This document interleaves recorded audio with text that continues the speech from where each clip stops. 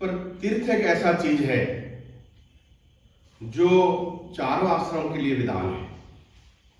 ब्रह्मचारी भी तीर्थ यात्रा करता है, गृहस्थ भी करता है, वानप्रस्थ भी करता है और सन्यासी भी करता है।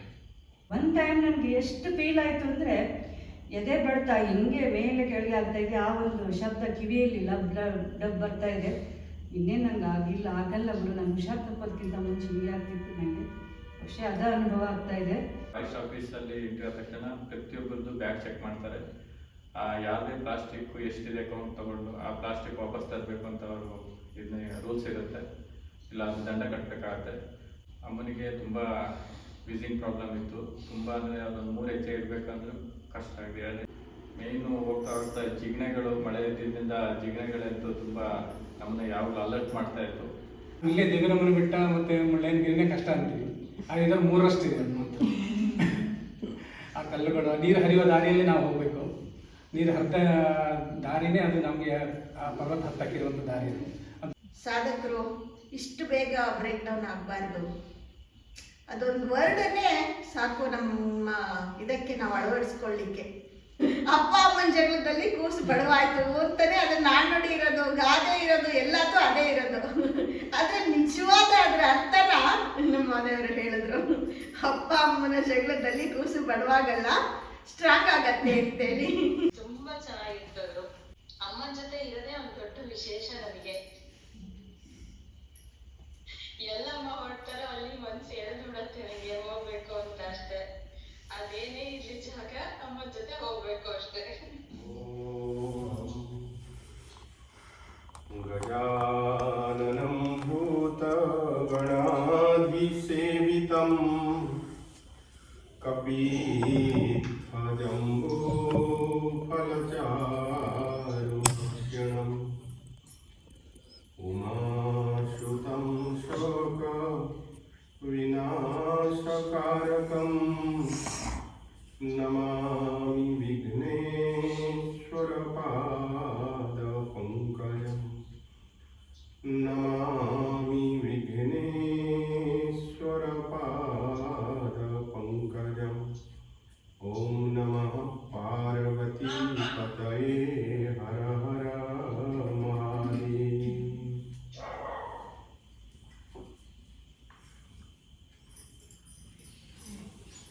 तो कुमार पर्वत की जो यात्रा है, बस उसके ऊपर चर्चा करने के लिए हम लोग सब यहाँ बैठे हुए हैं। तो जो तीर्थ है, तीर्थ की महिमा हमारे शास्त्र में और जीवन में भरा हुआ है। और ये तीर्थ एक ऐसा चीज है जिसको चारों आश्रमों में जिसको स्वीकार किया गया है। जीवन में जिसको हम 4-fold पाथ कहते हैं, ब्रह्मचर्य, गृहस्थ, वानप्रस्थ और संन्यास। तो कई सारे विधि विधान है जो ब्रह्मचारी के लिए है तो गृहस्थ के लिए नहीं है, गृहस्थ के लिए है तो वानप्रस्थ के लिए नहीं है। कई विधि विधान है, सारे आश्रमों के लिए अलग अलग है। पर तीर्थ एक ऐसा चीज है जो चारों आश्रमों के लिए विधान है। ब्रह्मचारी भी तीर्थ यात्रा करता है, गृहस्थ भी करता है, वानप्रस्थ भी करता है और सन्यासी भी करता है। ताकि पहले हमारे साधना मार्ग में जैसे कोई साधु बन जाते थे, सन्यास लेते थे, तो शुरुआत में पहले हमारे जो गुरु लोग हैं वो 2 ही काम कराते थे। पहले आश्रम में सेवा कराते थे, झाड़ू पोंछा इस काम में लगाते थे, और फिर तीर्थ कराते थे। या तो गुरु साथ में जाते थे या संतों के साथ फिर तीर्थ दर्शन कराते थे। तो ये सेवा और तीर्थ से जब मन थोड़ा निर्मल होने लगता था या जब शांत होने लगता है, इसके बाद साधना शुरू करते थे। इसके बाद फिर जप के अनुष्ठान कराते थे, शास्त्र अध्ययन कराते थे, फिर तो आगे की साधना जैसे ध्यान समाधि फिर तो ऊंची स्थिति है। तो तीर्थ का बहुत महत्व है। चारों आश्रम के लिए है, चारों वर्ण के लिए है। और तीर्थ में जीवन की जो 4 उद्देश्य है उसके लिए भी है वो। जैसे जीवन में हमारा 4 उद्देश्य है, धर्म, अर्थ, काम और मोक्ष। या अगर सरल भाषा में हम कहें कि धर्म पूर्वक अगर हम अर्थ उपार्जन करेंगे, जो शास्त्र विहित है उस उपाय से अगर हम धन कमाएंगे, धर्म, अर्थ, हाँ, काम। इसके बाद काम का मतलब क्या है? इच्छा है। तो इच्छा का मतलब ये नहीं है कि मनमानी हम अपने मन में जो भी वासना जग जाए, जो भी संकल्प उठ जाए उसको पूरा करना, वो इच्छा नहीं है, शास्त्र विहित है। इच्छा से परे जाने के लिए इच्छा की तृप्ति करनी है। मैं हमेशा कहता हूं, earn money to realise the nothingness of money. पैसा से कुछ भी होता नहीं है ये समझने के लिए पैसा कमाओ। शरीर बीमार होगा, पैसा पड़ा रहेगा, आप कुछ नहीं कर सकते। मन उदास रहेगा, आपके पास पैसा होगा, कुछ कर नहीं सकते। परिवार में प्यार प्रेम आपस में है नहीं, पैसा आपके पास है, कुछ कर नहीं सकते। सब कुछ पैसे आपके पास है, फिर भी जो जीवन की मूलभूत समस्या, the fundamental problems of life, उसमें वो कुछ भी नहीं कर सकता है पैसा। तो realise the nothingness of money, कि पैसे से जीवन की मूल समस्याओं की समाधान हो नहीं सकता, वो समझने के लिए पैसा कमाओ। तो समझ में आ जाएगा ये निरर्थक है, खाली व्यवहार के लिए है। बड़े पद में जाओ to realise the nothingness of power. बड़े पद में जाके कुछ हो नहीं सकता, वो समझने के लिए बड़े पद में हमें जाना है। तो इसीलिए धर्म पूर्वक अर्थ उपार्जन करके शास्त्र विहित कामना जो है उसको पूरा करने के लिए, पूरा करके फिर मोक्ष तक पहुंचना है। अंतिम जो सीढ़ी है, मोक्ष कहिए, भगवत दर्शन कहिए, आत्मा अनुभूति कहिए, अलग अलग मार्ग में अलग अलग नाम है। तो उस स्थिति में जो मूलभूत जो सत्य है, चाहे आप उन्हें परमात्मा कहे, चाहे ब्रह्म कहे, चाहे ईश्वर कहे, चाहे देवी कहे, जो भी कहे, शक्ति कहे, उस मूल स्वरूप को बोध करके फिर जीवन जो है पूर्ण हो जाता है। यद ज्ञात्वा नैव ज्ञातव्यम अवशिष्यते। जिसको जानने के बाद फिर जानने के लिए कुछ बचता नहीं है। तो तीर्थ में भी चारों प्रकार की लोग जाते हैं। जैसे भगवान गीता जी में कहा है कि चतुर्विधा भजन्ते माम जना सुकृतिनर्जुन आर्त जिज्ञासु अर्थार्थी ज्ञानी च भरतर्षभ। चारों प्रकार लोग मेरा भजन करते हैं। आर्त, जो बहुत दुखी है, जिसको लगता है ये संसार से जो परेशानियां हैं इससे मैं बाहर निकल नहीं सकता, मेरे सारे रास्ता बंद हो चुके हैं, तो आर्त है।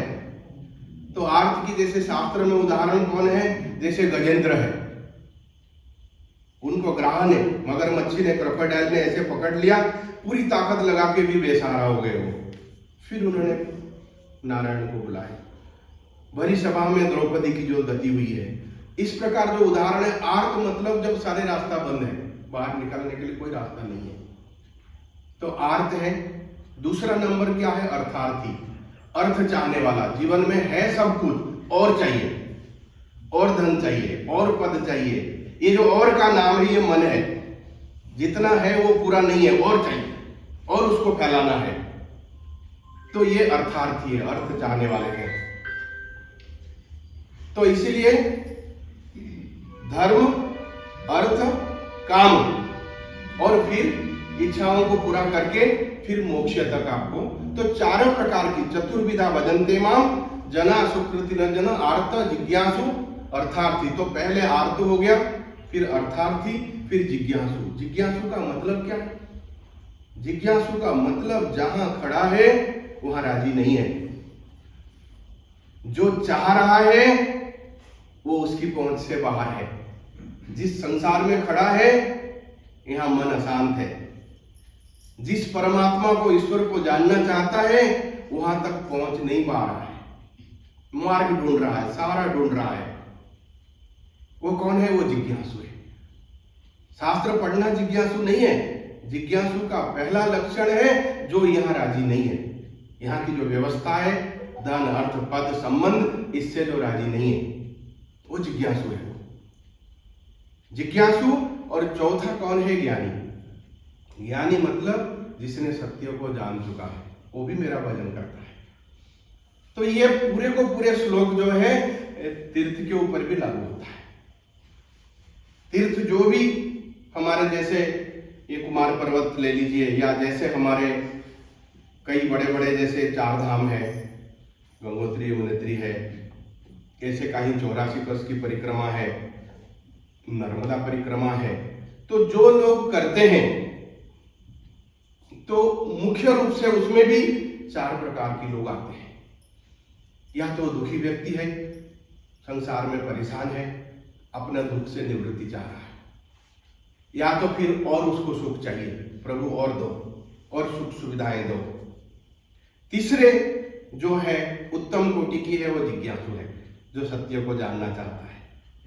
और चौथा ज्ञानी भी करता है तीर्थ, वो भगवत लीला समझ करके कि जो कुछ भी है ये प्रभु की लीला है।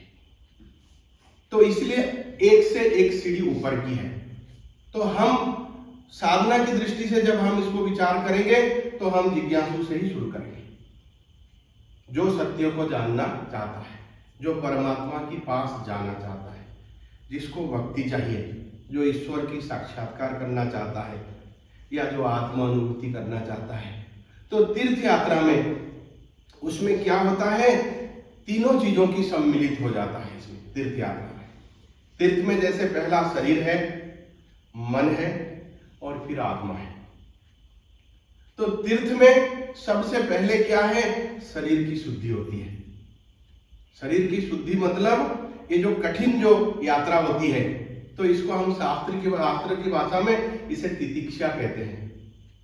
तितिक्षा मतलब अभी तो सरल हो गया। पहले तीर्थ जाते थे लोग, अपने बेडिंग बिस्तर सिर पे लेके चलते थे, अपने हाथ में भिक्षा करके भोजन बनाते थे। मतलब हिमालय में तो यहाँ तक कथा है कि बद्रीनारायण वगैरह जो लोग जाते थे पहले पैदल, आधे ही लोग वापिस आते थे।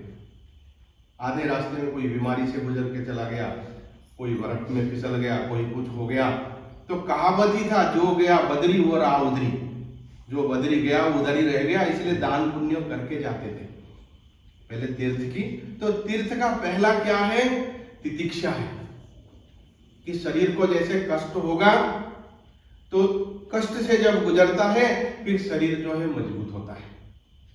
जो सहज जीवन की हम आदी हो गए, इसके वजह से हमें पता नहीं चलता। मुझे चलते चलते अभी ये कुमार पर्वत में एक चीज आया, मैंने कहा कभी हमारे जो पूर्वज रहे होंगे, पहले की जो आदि मानव जो जंगल में रहते होंगे, उनका रोज का दिनचर्या यही होता होगा। सुबह उठते ही पहले लकड़ी ढूंढो, कहीं साग पत्ती आलू मिलता है ढूंढो, फिर बारिश है तो कहीं पत्थर टकरा करके आग जलाओ। मतलब हम एक दिन में परेशान हो रहे थे, उनका पूरा जीवन ही ऐसे रहा होगा। आदि मानव जो रहा होगा, जो हमारा तीर्थ है उसका रोज का दिनचर्या ही वही रहा होगा। इसी प्रकार चढ़ो उतरो, पता लगाओ कौन सी पत्ते को खाते हैं, कौन सी जड़ी को खाते हैं, उनको लाओ, लकड़ी संग्रह सुबह से शाम इसी में बीत जाता। तो इसलिए पहला शुद्धि क्या होता है कि जो है शरीर की शुद्धि होती है। क्योंकि जो वात पित्त कफ है, और जिस प्रकार हम कठिनाई से गुजरते हैं तो धीरे धीरे ये जो धातुओं की है हमारे शरीर में, अग्नि जल, ये इनकी शुद्धिकरण होती है। तो पहला चीज इसीलिए जो तीर्थ है, इसलिए आप देखिए ज्यादातर तीर्थ पहले ऐसे कठिन जगह में होते थे। आजकल शहरों के बीच में मंदिर बनना शुरू हो गया, नहीं तो आप देखेंगे जहां भी तीर्थ है, विशेष करके देवी जी की है या भोलेनाथ जी की है, हर जगह वो पहाड़ पे ही बैठे हुए हैं। ये शहर के अंदर वाला तीर्थ बहुत बाद की है। तो इसलिए पहला चीज क्या है? शरीर की कठिनाई है। जब ये कठिनाई से गुजरते हैं तो शरीर में क्या है? शक्ति भी बढ़ती है। साथ में ये चलते चलते आप देखेंगे धीरे धीरे हमें अन्न जल का महत्व पता चलता है। घर में टाइम पे खा लेते, पता नहीं चलता, उस समय कहीं अगर इतनी थोड़ी सी पानी मिल जाए फिर लगता भगवान की कृपा हुई। वहाँ अगर कोई अन्न मिल जाए, मैं आपको एक बात बताऊं, अपना बद्री केदार ऐसे के गंगोत्री यमुनोत्री में एक बार जा रहा था, तो रास्ते में किसी गांव में मेरे को भिक्षा नहीं मिली थी, तो थोड़ी देर में कहीं से मेरे को आटा मिला। तो आटा मिला, बनाया तो मैंने कभी था नहीं, तो उसको अपने कमंडल में वो आटा को गोला, आधा कच्चा ये करके चूल्हा जला करके वो आटा मैंने उसमें डाल दिया। मैंने कहा सीख जाएगा। इतनी भी मतलब अंदर धैर्य नहीं है कि ये पक जाए। आधा कच्चा आधा पक्का थोड़ा देखा हो गया, उसको निकाल के, और जीवन में उस समय जो उस भोजन में स्वाद मिला है वो आज तक कभी भी मिला नहीं। तो भोजन में स्वाद नहीं है, भूख में स्वाद है। इस प्रकार कठिन परिस्थिति में जब हम चलते हैं, फिर हमें पता चलता है कि जीवन में अन्न का क्या महत्व है, जल का। आप देखिए वैदिक ऋचाओं में ऋषियों ने अन्न की कैसे गुण गाया है, एक से एक। अभी हम समझ नहीं सकते, घर में हर कुछ बन बनाया मिल जाता है, कह रहे आप वर्षा करो, आप हमें अन्न दो, आप हमें गाय दो, आप हमें दूध दो, आप हमें सब कुछ दो। अभी हम समझ नहीं सकते आज के समय में, पर इस प्रकार कठिन परिस्थिति में जब हम गुजरते हैं, फिर धीरे धीरे समझ में आता जीवन में अन्न का, जल का क्या महत्व होता है। अभी हम कह रहे फिल्टर की, अच्छा एक समय ऐसे आता है पानी मिलता ही नहीं है, जो मिल गया कीचड़ की पानी उसको ही पी लो, क्योंकि नहीं तो मिलेगा ही नहीं है। तो इसलिए तीर्थ में चलते समय इस प्रकार कठिन यात्रा में तो अन्न और जल का जो है महत्व पता चलता है, व्यक्ति जैसे जैसे चलता है आगे बढ़ता है। दूसरा क्या है, इसमें मन की जो चंचलता है, मन की जो उत्सुकता है, ये खत्म होती है। इसमें भगवत भरोसा जो है बढ़ता है, क्योंकि आगे कदम क्या होगा कुछ भी पता नहीं है, आगे परिस्थिति क्या बनेगी ये कुछ हम कह नहीं सकते।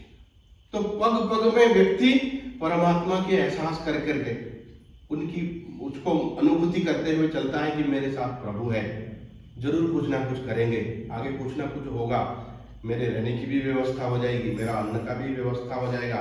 तो इस प्रकार तीर्थ में व्यक्ति को प्रभु के ऊपर, भगवान के ऊपर जो है भरोसा भी बढ़ता है।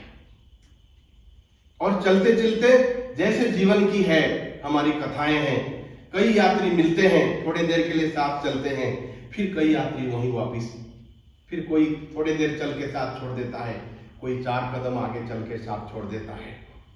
तो इसलिए तीर्थ में शारीरिक कष्ट के साथ साथ मन की शुद्धिकरण होता है। इसलिए कहा गया शास्त्र में, तीर्थ करते समय अगर मौन होकर के आप परमात्मा की नाम जप करते हुए चलते हैं, एक एक पग में कई यज्ञों का फल मिलता है। सतत रूप से परमात्मा की स्मरण करते हुए अपना एक एक कदम आगे बढ़ते जाना। तो इसलिए शारीरिक परिवर्तन शरीर में, शरीर का भलाई होता है। मन में जो उद्विग्न है, मन में जो विकार है, वासनाएं हैं, उसमें कमी होती है। कि जैसे भगवत चिंतन होता है, जैसे इन कठिनाइयों से हम गुजरते हैं, धीरे धीरे मन में जो है स्थिरता आती है। और तो शरीर और मन के साथ फिर आत्म अनुभूति है। आत्म अनुभूति क्या है, वो तो आखिरी चीज है। आखिरी चीज मतलब जब हर चीज से मन भर जाए, जब लगे कि बस एक सत्य की सिवा और कोई गुजारा है नहीं। और शास्त्र में भी वही कहा गया है कि जब तक उसी एक चीज को हम अनुभूति कर नहीं लेते हैं, या भगवत दर्शन कर नहीं लेते, ईश्वर साक्षात्कार या आत्म अनुभूति, तब तक ये संसार की जो चक्र है, इसमें पुनरपि गमनम है, मतलब जो है आपकी पुनरपि जननी जठरे सहनम, मतलब बार बार संसार में आना जाना और इस गति में चलता रहता है। इसलिए तीर्थ यात्रा की जो सबसे ऊंची उद्देश्य है वो भगवत दर्शन है। क्योंकि तीर्थ, किसको तीर्थ कहा गया है, जहां पे यहाँ तो अवतार, प्रभु ने जो अवतार लेकर के वहां पे लीलाएं किए हैं, या महापुरुषों ने वहां तप किए हैं, या तो संतों ने वहां पे तप किए हैं, या ईश्वर ने अवतार लेकर के कुछ लीला किए हैं, तो वो जगह को तीर्थ कहा गया है। तो जैसे वहां जाते हैं, तो अभी तो हम समझ सकते हैं जो इलेक्ट्रोमैग्नेटिक रेडिएशंस वगैरह, साइंस की कई चीजें, अभी मोबाइल हमारे पास हो गया है, तो हर जगह की, हर वातावरण की अपनी तरंगें होती है। तो हम जब साधना करके जब अपने को उस लेवल में ले जाते हैं तो उन तरंगों को ग्रहण करने लायक we become capable of receiving those waves. जैसे हमारे गुरुजी कहा करते थे, पूज्य गणेश दत्त महाराज जी नर्मदा किनारे वाले, तो कहते थे कि देखो बीबीसी लंदन की जो तरंगे हैं, वेव्स है, वो इस कमरे में भी है। तो हमारा रेडियो जो है, जब उस फ्रीक्वेंसी को हम ट्यून करते हैं तो उस तरंग को वो पकड़ लेता है। वो अभी भी है, वॉइस ऑफ अमेरिका भी है, बीबीसी लंदन है, सब कुछ यहाँ, सारे तरंगे यहाँ है, जब हम उसके साथ ट्यून कर लेते हैं। इसलिए तीर्थ में ऊंचे से ऊंचे तरंग विद्यमान है, अवतारों की और महापुरुषों की, जो उनकी लीलाएं हुई है, जो तप किए हैं। और इस प्रकार कठिनाई को झेलते हुए जब तन मन हमारा शुद्ध हो जाता है, सूक्ष्म हो जाता है, फिर हम उन तरंगों को पकड़ सकते हैं, जो वहां पे ये जो विशेष तरंग है, तो उसको हम अनुभूति कर सकते हैं। इसलिए भगवान ने सारे तीर्थों से पहले इतनी प्रकार की कठिनाई रखी कि जैसे जैसे हम शुद्ध होते जाते हैं, फिर हम अपने को अनुकूल बना लेते हैं कि हम उन ऊंची चीजों को हम स्वीकार कर लें। तो इसीलिए तीर्थ में शरीर से लेके, मन से लेके आत्मा तक की तीनों तल में मतलब हमें कुछ ना कुछ मिलता है। और धर्म, अर्थ, काम, मोक्ष, साथ में चलते समय अपनी परेशानी, अपना दुख देख करके व्यक्ति को दूसरे को मदद करने की भावना भी होती है, क्योंकि जब सामने वाले को देखते हैं वो भी हमारे जैसे ही परेशान है, तब लगता है मेरे से क्या किया जा सकता है। क्योंकि हम यहाँ एक रूटीन जीवन में जीते हैं, यहाँ हमें पता नहीं है। हम बातें तो इंटरनेशनल लेवल की करते हैं बैठ के, पर हमें पड़ोसी का कुछ पता, वो जिंदा है कि मरा है ये हमें पता नहीं है।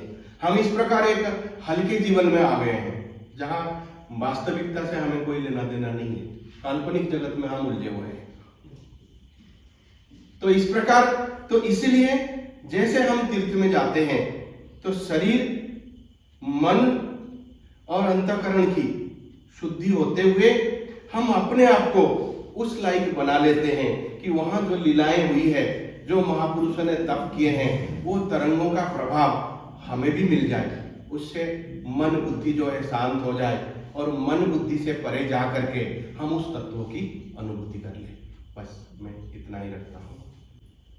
मैं अपना पाठ करता जाता हूँ, अपना जो भी है अपना चलता, तो देख लिया इधर उधर और अपने मस्ती में धीरे अपना ध्यान सामने रख करके बस चलता जाता हूँ। बस एक ही चीज भाव हम हर समय रहता है कि बस परमात्मा की लीला क्षेत्र है। तो इसीलिए आनंद के साथ इसको अपना जप करते हुए उस स्थान पहुँचो, वहाँ दर्शन करो और फिर अपने साधना करते हुए, अपना उनकी चिंतन करते हुए मतलब अपना वापिस आ जाओ। ठीक है ना? ಜಯ ರಾಮಕೃಷ್ಣ ಸ್ವಾಮೀಜಿಯವರು ಹಾಗೂ ಅಮ್ಮನವರ ಪಾದಗಳಲ್ಲಿ ಸಾಷ್ಟಾಂಗ ನಮಸ್ಕಾರಗಳನ್ನು ಸಲ್ಲಿಸುತ್ತಾ ಎಲ್ಲ ಹೇಳಿ ಮುಗಿಸಿದ್ದಾರೆ. ನಂದು ಎರಡು ಅನುಭವಗಳನ್ನ ಹಂಚ್ಕೊಳ್ತೇನೆ.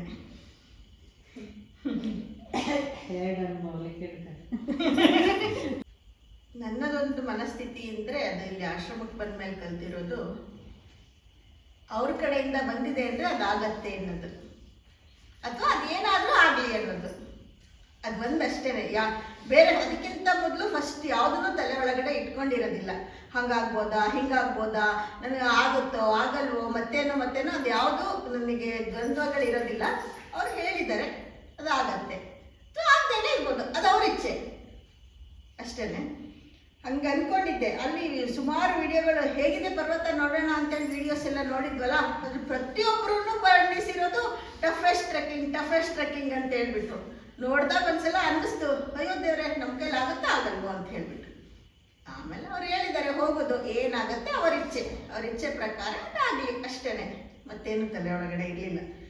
ಆದರೆ ನಮ್ಮ ಸುಕೃತ ಫಲನೋ, ಅಮ್ಮ ಮತ್ತು ಸ್ವಾಮೀಜಿಯವರ ಸಹಕಾರನೋ, ಮಹಾದೇವರ ಇಚ್ಛೆನೋ ಎಲ್ಲದೂ ಅದು ಎಷ್ಟು ಚೆನ್ನಾಗಿ ಆಯಿತು ಅಂತಂತಂದರೆ, ಕುಮಾರ ಪರ್ವತ ಇವತ್ತಿಗೆ ಅನ್ನಿಸ್ತಾ ಇದೆ, ಇವತ್ತಿಗೆ 8 ದಿವಸದಲ್ಲಿ ಇನ್ನೂ ಹತ್ತಿರಲೇ ಇಲ್ಲ, ನಾವು ಹೋಗಿ ಬಂದಿದ್ದೀವಿ ಅಂತ ನಮಗೆ ಕನ್ಫ್ಯೂಷನ್ ಆಗ್ತಾ ಇದೆ. ಹೌದಾ? ನಿಜವಾಗ್ಲೂ ಏನು ಆಗಿಲ್ಲ, ಏನು ಅನ್ನಿಸ್ತಾನೆ ಇಲ್ಲ ಅನ್ನಿಸ್ತಾ ಇದೆ.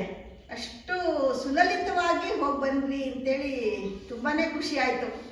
ಫಸ್ಟ್ ಡೇ ಆ ವರುಣನ ಕೃಪೆಯಲ್ಲಿ ಅಮ್ಮನಿಗೆ ಉಸಿರಾಟಕ್ಕೆ ಅಷ್ಟು ಪ್ರಾಬ್ಲಮ್ಮು. ನಾವು ನಮ್ಮ ಅಪ್ಪನ ಹತ್ರ ಜಗಳ ಆಡ್ತಾ ಇದ್ದೀವಿ. ಅಲ್ಲಿ ಒಂದು ಪಾಯಿಂಟ್ ಏನು ಅಂತಂದರೆ, ನಾವು ಇಲ್ಲಿಂದ ಹೇಳ್ಕೊಂಡು ಹೋದ್ವಾ, ಅಮ್ಮ ಹೇಳ್ತಾ ಇದ್ರು, ಯಾರು ನಾನು ಕೇಳೋರಿಲ್ಲ, ಯಾರು ಸಹಕಾರ ಕೊಡೋರಿಲ್ಲ, ಯಾರು ಏನು ಇದೇ ಮಾಡ್ತಾ ಇಲ್ಲ, ಯಾರಿಲ್ಲ, ನೀವು ನಂಬೇಡಿ ಪುಷ್ಪ, ನೀವು ಯಾರು ನಂಬೇಡಿ, ನಾನು ನಂಬಲೇಬೇಡಿ ನೀವು, ನಿಮ್ಮ ಸಂಡೆ ಪಾರ್ಟಿನೂ ಮಾಡಲ್ಲ, ಏನು ಮಾಡಲ್ಲ ಅಂತ ಹೇಳ್ತಾ ಇದ್ವಿ. ನಾವು ನಮ್ಮಪ್ಪನ ಗೊಂದಲಿಸ್ತಾ ಇದ್ವಿ.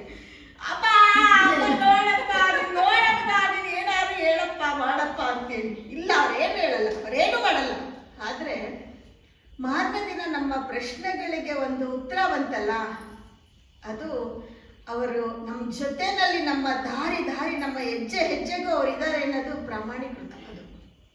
ಅದಂತೂ ತುಂಬಾ ಖುಷಿ ಆಯಿತು. ನಮ್ಮ ಪ್ರಶ್ನೆಗೆ ಅದು ಒಂದು ಉತ್ತರ ಅಂತ ಬಂತಲ್ಲ ಸ್ವಯಂ ಅವರಿಂದ, ಅದು ರಾತ್ರಿ ಕೇಳಿದಾಗ ಅಮ್ಮನ ಬಾಯಿನಲ್ಲಿ ಅದರಲ್ಲೂ ನಮ್ಮ ಸಾಧನೆಗೆ ಪೂರಕ ಆಗೋ ಹಾಗೆ, ಸಾಧಕರು ಇಷ್ಟು ಬೇಗ ಬ್ರೇಕ್ ಡೌನ್ ಆಗಬಾರ್ದು.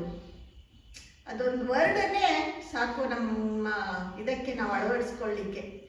ಮತ್ತು ಇಷ್ಟು ನಮ್ಮ ಇಡೀ ಜಗತ್ತಿನಲ್ಲೆಲ್ಲ ಪ್ರಚಲಿತದಲ್ಲಿರೋದು ಅಪ್ಪ ಅಮ್ಮನ ಜಗಳದಲ್ಲಿ ಕೂಸು ಬಡವಾಯ್ತು ಅಂತಾನೆ ಅದನ್ನ ನಾಣ್ಣುಡಿ ಇರೋದು, ಗಾದೆ ಇರೋದು, ಎಲ್ಲದೂ ಅದೇ ಇರೋದು. ಆದರೆ ನಿಜವಾದ ಅದರ ಅರ್ಥನ ನಮ್ಮ ಮನೆಯವರು ಹೇಳಿದ್ರು, ಅಪ್ಪ ಅಮ್ಮನ ಜಗಳದಲ್ಲಿ ಕೂಸು ಬಡವಾಗಲ್ಲ, ಸ್ಟ್ರಾಂಗ್ ಆಗತ್ತೆ ಅಂತೇಳಿ. ಸಿಟ್ಕೊಂಡು ನಮ್ಮಮ್ಮ ಬಿಟ್ರು. ನಾವು ಸ್ಟ್ರಾಂಗ್ ಆಗ್ಬೇಕು ಅಂತ ಮೇಲೆ ಇಲ್ಲ ಅಂದ್ರೆ ಅದು ತಿದ್ದುವಾಗ ಗೊತ್ತಿಲ್ಲ, ನಿಜವಾಗ ಅದನ್ನು ಪ್ರಾಮಾಣೀಕರಿಸ್ಲಿಕ್ಕಾದ್ರೂ ಹೋಗಿ ಹತ್ತು ಬಂದ್ವಿ. ಇಲ್ಲ ಅಪ್ಪ ಹೇಳಿದ್ದು ಮತ್ತೆ ಸುಳ್ಳಾಗ್ಬಿಡತ್ತೆ.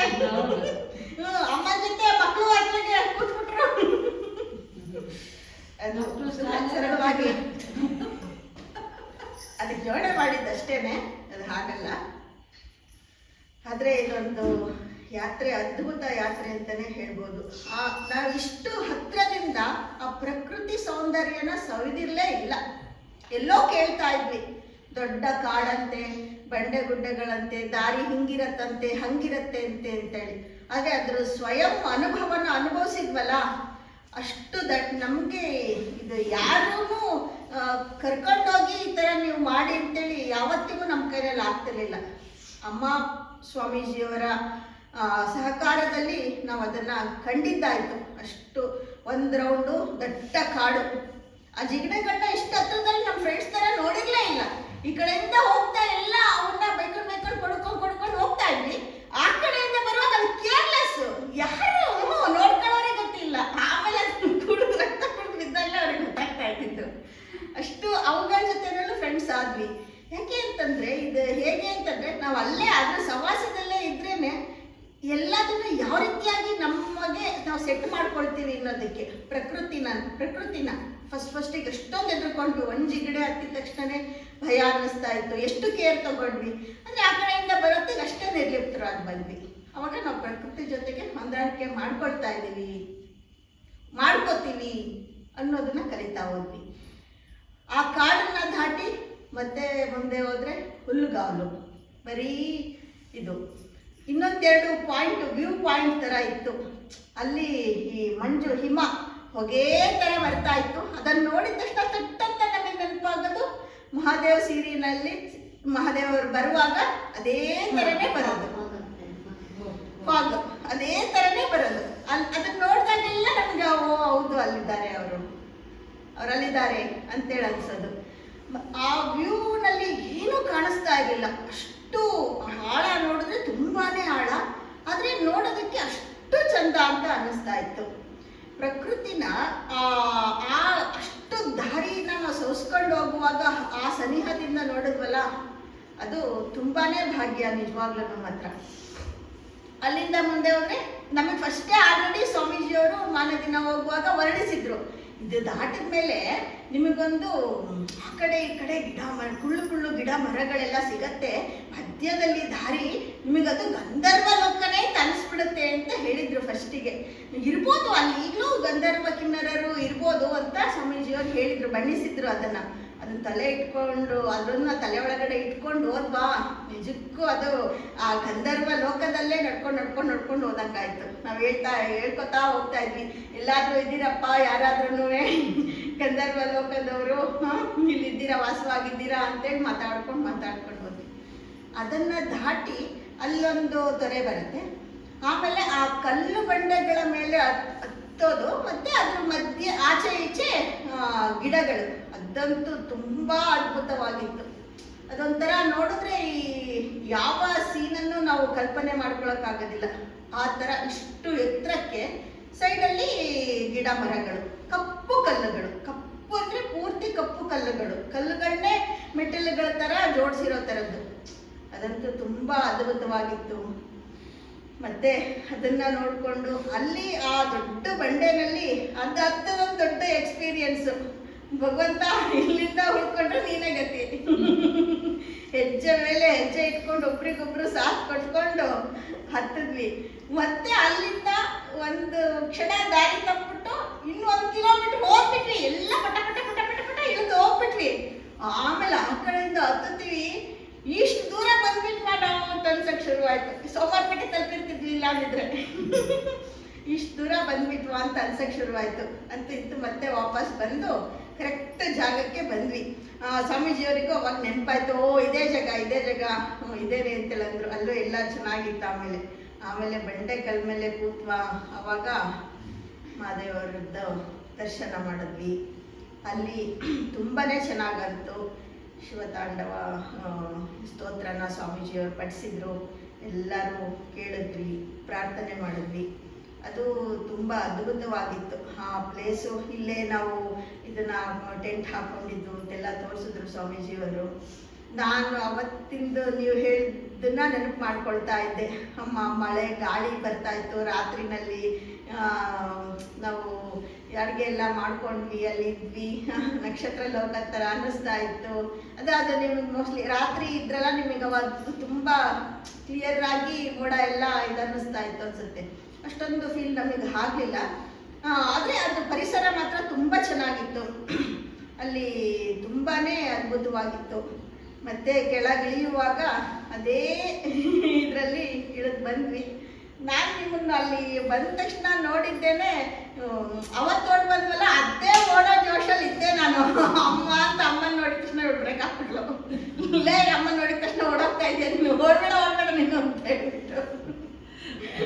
ಅಷ್ಟು ದೂರದಿಂದ ನೋಡಿದ್ವಲ್ಲ, ನೀವು ಮೇಲೆ ಹತ್ತಿ ಬಂದು ನಮಗೋಸ್ಕರ ಕಾಯ್ತಾ ಇದ್ರಿ. ಅದೊಂದು ಆತ್ಮೀಯ ಕ್ಷಣ. ಅಮ್ಮನ ನಾವು ಬಿಟ್ಟೋಗಿದ್ದು, ಅಮ್ಮ ಆರಾಮಾಗಿ ಅಲ್ಲಿ ಬಂದು ನಿಂತಿದ್ದಾರೆ, ಖುಷಿಯಾಗಿದ್ದಾರೆ. ನಾವೆಲ್ಲ ಮಾತಾಡ್ಕೊಂಡು ಬರ್ತಾ ಇದ್ವಿ. ಈಗೆಲ್ಲ ಜಗಳ ಎಲ್ಲ ಮುಗ್ದೋಗಿರುತ್ತೆ, ರಾಜಿ ಆಗಿರ್ತಾರೆ ನೋಡು, ಎಲ್ಲ ಚೆನ್ನಾಗಾಗಿರುತ್ತೆ. ಅಮ್ಮ ಇಲ್ಲಿಗೆ ಬಂದಿರೋದು ನೋಡಿದ್ರೆ ಗೊತ್ತಾಗತ್ತೆ ನಮಗೆ, ಎಲ್ಲ ಸರಿ ಹೋಗಿರುತ್ತೆ, ಎಲ್ಲ ಚೆನ್ನಾಗಾಗಿರುತ್ತೆ ಅಂತ ಹೇಳ್ಬಿಟ್ಟು ಮಾತಾಡ್ಕೊಂಡು ಬಂದ್ವಿ. ಎಲ್ಲದೂ ತುಂಬ ಚೆನ್ನಾಗಿತ್ತು, ಅತ್ಯದ್ಭುತವಾಗಿತ್ತು. ಮತ್ತೆ ನಾವು ಆ ಕಷ್ಟನ ಸಹಿಸ್ಕೊಳ್ಳೋ ಇದನ್ನ ನಾವೇ ಕಲೀಲಿಕ್ಕೆ ಖಂಡಿತ ಸಾಧ್ಯ ಇಲ್ಲ. ಅದು ಈ ಥರ ಪರಿಸರದಲ್ಲಿ ಇದ್ದಾಗ ಮಾತ್ರ. ಇಲ್ಲಾಂದ್ರೆ ಎಲ್ಲಿ ನೀವು ಹೋಗಿ ಬನ್ನಿ ಅಂತಂದ್ರೆ ಯಾರು ಹೋಗ್ತಿದ್ವಿ ನಾವು? ಯಾರು ಇಲ್ಲ, ಎಲ್ಲ ಇಲ್ಲೇ ಟುಸಲ್ತಾ ಇದ್ವಿ. ಈಗ ಅಲ್ಲಿ ವಿಧಿ ಇಲ್ಲದೇನೆ ನಾವು ಮಾಡಲೇಬೇಕು ಅನ್ನೋ ಇದಕ್ಕೆ ನಾವು ಹೋಗಿದ್ದಾಯ್ತು, ಅದನ್ನ ಅನುಭವ ಪಡ್ಕೊಂಡಿದ್ದಾಯ್ತು. ಇಲ್ಲಾಂದ್ರೆ ಅದನ್ನ ನೋಡ್ತಾ ಇದ್ದಂಗೆ ಇಲ್ಲಪ್ಪ ನಮ್ಮ ಕೈಲಾಗಲ್ಲ ಅಂದ್ಕೊಂಡು ಸುಮ್ಮನಾಗ್ತಾ ಇದ್ವಿ. ಆದರೆ ತುಂಬಾನೇ ಅತ್ಯದ್ಭುತವಾಗಿತ್ತು. ಅದನ್ನು ಬಾಯಿನಲ್ಲಿ ವರ್ಣಿಸೋಕ್ಕಾಗೋದಿಲ್ಲ. ಮತ್ತೆ ಅವರನ್ನ ನಮ್ಮೊಳಗಡೆ ತಂದ್ಕೊಂಡು ನಾವು ಅವರನ್ನು ನೋಡಬೇಕು ಅಂತೇಳಿ ಅಲ್ಲಿ ಮುಟ್ಟೋದಿದೆಯಲ್ಲ, ಅದು ತುಂಬಾನೇ ಇದಾಗಿತ್ತು. ಮತ್ತೆ ಅಮ್ಮನೂ ಅಷ್ಟೇ, ಎಷ್ಟು ಸಲೀಸಾಗಿ ಅಲ್ಲಿ ಮಲ್ಕೊಂಡಿದ್ದು ದೃಶ್ಯಾವಳಿ ನನ್ನ ಕಣ್ಮುಂದೆ ಬರ್ತಾ ಇದೆ. ಅಲ್ಲ, ಎಲ್ಲದಕ್ಕೂ ರೆಡಿ ಅನ್ನೋ ಥರಕ್ಕೆ ಅಲ್ಲಿ ಆ ಕ್ಷಣದಲ್ಲಿ ಅಲ್ಲಿ ಮಲ್ಗೋದಾಗ್ಬೋದು, ಊಟ ತಿಂಡಿಗಳ ಪರಿವೇ ಇಲ್ಲ ಬಿಡಿ. ಅವತ್ತೆಷ್ಟು ನಾವು ಮೂರು ಗಂಟೆ ಮೇಲೆ ಆಗಿತ್ತೇನೋ ನಾವು ಊಟ ಮಾಡಿದಾಗ. ಬೆಳಗ್ಗೆ ಒಂಚೂರು ಬೇಗನೆ ತಿಂಡಿ ತಿಂದಿದ್ದು. ಆದ್ರೂ ಯಾರಿಗೂ ಅದೇನು ಇನ್ನೂ ಬೇಡ ಮೇಲೆ ಹೋಗೋಣ ಅಂತ ಇದ್ರು. ಮಧ್ಯಾಹ್ನ ಬಿಸಿಬೇಳೆ ಬಾತ್ ಚೆನ್ನಾಗಿತ್ತು. ಅದು ಒಂಥರ. ಮತ್ತೆ ಇನ್ನೊಂದು ನೆನಪಾಗ್ತದೆ, ಅಲ್ಲಿ ನಾವು ಮೇಲಕ್ಕೆ ಅವಲಕ್ಕಿ ತಗೊಂಡೋಗಿದ್ವಲ್ಲ ಅಮ್ಮ, ಅವಾಗ ಯಾರಿದ್ರೆ ಏನು ಪ್ಲೇಟ್ಸ್ ಇಲ್ಲ, ಪೇಪರ್ ಇಲ್ಲ. ಮತ್ತೆ ಅದೆಷ್ಟು ಚಕ್ಕ ಎಲ್ರು ಏನ್ ಮಾಡಿದ್ರು ಅಂದ್ರೆ ಸ್ವಾಮೀಜಿ ಅವ್ರು ಫಸ್ಟ್ ಪರಿಚಯ ಇದ್ರು. ಆಮೇಲೆ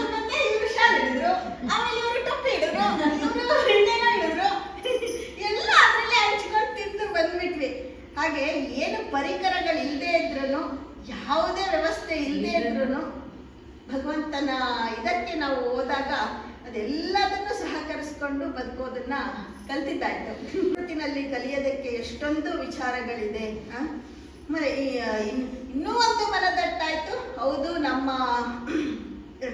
ಕ್ರಿಯೆಗೆ ನಾವೇನು ಮಾತಾಡ್ತೀವಿ ಅದಕ್ಕೆ ಖಂಡಿತವಾಗ್ಲೂ ನಮ್ಮ ಮಹದೇವರು ಉತ್ತರ ಕೊಟ್ಟೇ ಕೊಡ್ತಾರೆ ಅಂತ ಅನ್ನೋದು ಸುಮಾರು ಸಲ ಪ್ರಮಾಣೀಕೃತ ಆಗಿದೆ. ಇದು ಬತ್ತೂ ನಮಗೆ ಪ್ರಮಾಣ ಆಯ್ತದು. ನಾವೇನೇ ಇದು ಮಾಡಿದ್ರು ಅವ್ರು ಒಂದಲ್ಲ ಒಂದು ರೀತಿಯಲ್ಲಿ ನಮ್ಮ ಪ್ರಶ್ನೆಗೆ ಉತ್ತರಗಳನ್ನ ಕೊಟ್ಟೇ ಕೊಡ್ತಾರೆ ಅಂತ ಅನ್ನೋದು ಅದು ತುಂಬ ಖುಷಿ ಕೊಡ್ತು. ಇನ್ನು ಮತ್ತೆ ಸಂಜೆಯ ಸತ್ಸಂಗ ಅದನ್ನ ನಾವಿನ್ಯಾವತ್ತೂ ಪಡೆಯೋಕ್ಕಾಗುತ್ತೋ ಇಲ್ವೋ ಗೊತ್ತಿಲ್ಲ. ಅಂತ ಕಾಡಿನ ಪರಿಸರದೊಳಗಡೆ ಕೂತ್ಕೊಂಡು ಬಂಡೆ ಕಲ್ಲುಗಳ ಮೇಲೆ ಕೂತ್ಕೊಂಡು ಭಗವತ್ ವಿಚಾರನ ಮಾತಾಡಿದ್ದು ಅದು ತುಂಬಾನೇ ಚೆನ್ನಾಗಿ ಒಬ್ರು ಮುಖ ಒಬ್ರು ಕತ್ಲೆನಲ್ಲಿ ಕಾಣ್ತಾ ಇಲ್ಲ, ವಾಯ್ಸ್ ಮಾತ್ರ ಕೇಳಿಸ್ತಾ ಇದೆ. ಆ ನೀರವ ಮೌನ ಅದು ತುಂಬಾನೇ ಚೆನ್ನಾಗಿ ಅನ್ನಿಸ್ತು, ಹೃದಯಕ್ಕೆ ತಟ್ಟೋ ರೀತಿನಲ್ಲಿತ್ತು. ಮಾತ್ರ ಎಲ್ಲ ಅಲ್ಲಿ ಹೋಗಿ ಬಂದಿದ್ದು ತುಂಬಾ ಅತ್ಯದ್ಭುತವಾಗಿತ್ತು. ಅದೆಲ್ಲದಕ್ಕೂ ಅವರ ಇಚ್ಛೆನೇ ಕಾರಣ. ಅವರ ಇಚ್ಛೆಯಿಂದ ನಾವು ಇಷ್ಟೆಲ್ಲದನ್ನು ನೋಡ್ಲಿಕ್ಕಾಯ್ತು, ಮಾಡ್ಲಿಕ್ಕಾಯ್ತು. ಅದಕ್ಕೆ ಅವರಿಗೆ ಧನ್ಯವಾದಗಳನ್ನ ಅರ್ಪಿಸ್ತೇನೆ. ಸಹಕರಿಸಿದ ಎಲ್ರಿಗೂ, ನಮ್ಮ ಗ್ರೂಪ್ ಅವರು, ಸ್ವಾಮೀಜಿಯವರು, ಮಾತಾಜಿಯವರು ಎಲ್ರಿಗೂ ಧನ್ಯವಾದಗಳನ್ನ ಅರ್ಪಿಸ್ತಾ ನನ್ನ 2 ಮಾತುಗಳನ್ನ ಮುಗಿಸ್ತೇನೆ. ಕುಮಾರ ಪರ್ವತಕ್ಕೆ ಹೋಗುವಂಥದ್ದು ಅಮ್ಮ ಅವತ್ತು ಹೇಳಿದಾಗ, ಪರ್ವತ ಅಂದರೆ ಮುಳ್ಳಯ್ಯನಗಿರಿ ನಮಗೆ ಕರ್ನಾಟಕದಲ್ಲಿ ಹೈಯೆಸ್ಟ್ ಪೀಕು. ಈ ಪರ್ವತ ನಮ್ಗೆ 10 ಲೆವೆಲಲ್ಲೇ ಇರುತ್ತೆ ಅಮ್ಮ, ಅದಕ್ಕೆ ಹೇಳಿದ್ದಾರೆ ಹೋಗೋಣ ಅಂತ ಹೇಳಿ ಅವತ್ತಿಂದನೂ ರೆಡಿ ಆಗ್ತಾ ಇದ್ವಿ. ಆ ಡೇಟನ್ನು ನೋಡ್ತಾ ಇದ್ವಿ, ಅಮ್ಮನ ಜೊತೆ ಮಾತಾಡ್ತಾ ಇದ್ವಿ. ಈ ಒಂದು ಎಂಥದ್ದು ಷಷ್ಠಿ, ಚಂಪಾ ಷಷ್ಠಿ ದಿವಸ ಬಂದೇ ಬಿಡ್ತು. ಪೂರ್ವ ತಯಾರಿಯಾಗಿ ಅಮ್ಮ ಮುಂದೆ ಹೋಗಿದ್ರು. ನಾವು ಹಿಂದಿನಿಂದ ಎಲ್ಲ ಭಕ್ತರು ಪ್ರಯಾಣವನ್ನು ಮಾಡಿದ್ವಿ. ಹೋಗಿ ಅಲ್ಲಿ ಕಾರ್ತಿಕ್ ಜಿಯವ್ರಿಗೆ ಒಂದು ಪ್ರಸಾದ ಸೇವೆಯಲ್ಲಿ ಎಲ್ಲರೂ ಪಾಲ್ಗೊಂಡ್ವಿ. ವಾಸುಕಿಯವರಿಗೆ ಒಂದು ಹಾಲಿನ ಪ್ರಸಾದವನ್ನು ಕೊಟ್ವಿ. ಹೊಳೆಗೆ ಹೋದ್ವಿ, ಅಲ್ಲಿ ಪ್ರಸಾದವನ್ನು ಅರ್ಪಿಸಿದ್ವಿ. ಅದು ಒಂದು ಅನುಭವ ತುಂಬ ಚೆನ್ನಾಗಿತ್ತು. ನಾವಾಗೆ ಹೋಗಿ ಯಾವತ್ತೂ ಮಾಡಲ್ಲ ಅಂತ ಕಾರ್ಯಗಳನ್ನು ಒಬ್ಬರು ಗುರುವಾಗಿ ನಿಂತು ಅಮ್ಮ ನಮಗೆ ಮಾಡಿಸ್ತಾ ಇದ್ದಾರೆ. ಅದಕ್ಕೆ ಎಷ್ಟು ನನಗೆ ಒಂದು ಅಂತರಾತ್ಮದಲ್ಲಿ ಅಂಥ ಒಂದು ಧನ್ಯತೆ ಭಾವ ಸಿಗ್ತಾ ಇದೆ. ಯಾಕೆಂದರೆ ನಾವಂತೂ ಮಾಡೋದಿಲ್ಲ, ಹೋಗಿ 11 ಲೀಟ್ರ್ ಹಾಲು ತೊಗೊಂಡೋಗಿ ಅರ್ಪಿಸ್ತೀವಿ ಅಂದರೆ ಅದು ಮಾನಸಿಕವಾಗಿ ಅಷ್ಟು ಶ್ರದ್ಧೆಯಿಂದ ಬರಲಿಕ್ಕಿಲ್ಲ ಅನಿಸುತ್ತೆ. ಒಂದು ಗುರುವಿನ ಆಜ್ಞೆ ಪ್ರಕಾರ ಒಂದು ಎಲ್ಲರೂ ಭಕ್ತಿಪೂರ್ವಕವಾಗಿ ಸಮರ್ಪಿಸಿದ್ವಿ. ಆ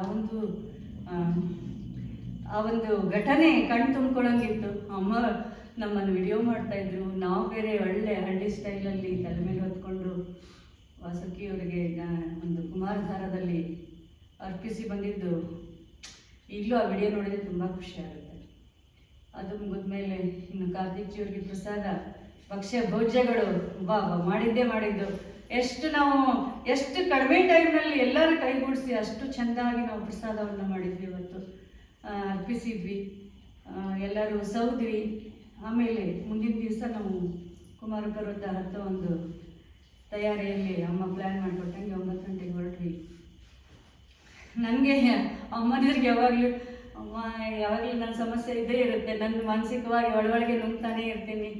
ನಾನೇನಾದ್ರು ಸಮಸ್ಯೆ ಮಾಡ್ತೀನಾ, ಎಲ್ಲರಿಗೂ ನನ್ನಿಂದ ಸಮಸ್ಯೆ ಆಗುತ್ತಾ ಅನ್ನುವಂಥ ಒಂದು ಯೋಚನೆ ನನಗೆ ಯಾವಾಗಲೂ ಕಾಡ್ತಾ ಇರುತ್ತೆ. ಎಲ್ಲಿ ಯಾತ್ರೆಗೆ ಹೊರಡ್ರುವ ದೇವರ ದಯೆ ಅಂತ ಅದಕ್ಕೆ ಹೇಳೋದು. ನೋಡಿ, ನನ್ನ ನಿಜವಾಗ್ಲೂ ಯಾರ ಜೊತೆಗೆ ಅದನ್ನು ಹಂಚ್ಕೊಳ್ಳಿಲ್ಲ.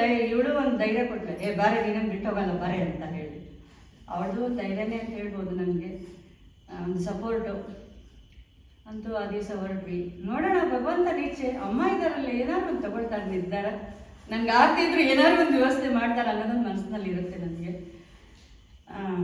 ಹಾಗೆ ದಾರಿ ಸವಿತಾ ಇತ್ತು. ಎಷ್ಟು ಖುಷಿಯಾಗಿ ಅಂದರೆ ಅಮ್ಮ ನಮಗೆ ಭಾರಿ ಸಾಥ್ ನೀಡಿದ್ರು. ಅವತ್ತು ದಾರಿ ಉದ್ದಕ್ಕೂ ತುಂಬ ಚೆನ್ನಾಗಿ ಸಾಥ್ ನೀಡಿದರು. ಅವ್ರಿಗೆ ಪಾಪ ವೀಸಿಂಗ್ ಆಗಿ ಸಫರ್ ಆಗ್ತಾ ಇದ್ರು. ಆ ಸಫರ್ ನಮಗೂ ಬೇಜಾರಾಗ್ತಾ ಇತ್ತು. ಯಾಕೆ ಅಮ್ಮ ಈ ಥರ ಆಗಿದೆ ಇವತ್ತು, ಅಂತ ಹೇಳಿ ಒಂದು ಸಫರ್ ಇತ್ತು. ಆದರೂ ಆ ಒಂದು ಗುದ್ದಾಟ, ನಮ್ಮ ದೇವ್ರ ಜೊತೆಗೆ ಗುದ್ದಾಟ, ನಮ್ಮ ಗುರುಗಳ ಜೊತೆ ಗುದ್ದಾಟ, ಅಪ್ಪನ ಜೊತೆ ಗುದ್ದಾಟ ಮಾಡ್ಕೊಂಡು ಆ ಗುದ್ದಾಟ ಭಾಳ ಚೆನ್ನಾಗಿತ್ತು. ಆ ಒಂದು ದಿನಗಳನ್ನು ಅಮ್ಮ ಬೈಯೋದು, ಅಮ್ಮ ಸಿಟ್ಟು ಮಾಡ್ಕೊಳ್ಳೋದು ಮರೀಲಿಕ್ಕೆ ಆಗಲ್ಲ. ಆ ಒಂದು ಸಿಟ್ಟಿನಲ್ಲಿ, ಗುದ್ದಾಟದಲ್ಲಿ ನಮ್ಗೇನು ದಾರಿ ಸೌದಿದ್ದೇ ಗೊತ್ತಾಗಲಿಲ್ಲ. ಎಷ್ಟು ಹತ್ತುತ್ತಾನೇ ಇದ್ದೀವಿ, ಅದಿನ್ನೂ ಭಟ್ರ ಮನೆ ಬರ್ತಾನೆ ಇಲ್ಲ. ಎಷ್ಟು ದೂರ ಇದೆ, ಇಷ್ಟು ಹೊತ್ತಿಗೆ ಮತ್ತೆ ಇಳಿಬೇಕಲ್ಲ ಅನ್ನೋದೊಂದು ತಲೆಯಲ್ಲಿ ನನಗೆ. ಆ ದಾರಿಯಲ್ಲಿ ಒಂದು ಊಟ ಸೌದಿದ್ದಾಗಿರ್ಬೋದು, ಆ ಒಂದು ಕಾಡಾಗಿರ್ಬೋದು. ಕಾಡಿನಲ್ಲೇ ಹೋಗಿಲ್ಲ ನಾನು ಇಷ್ಟು ದಿವಸ.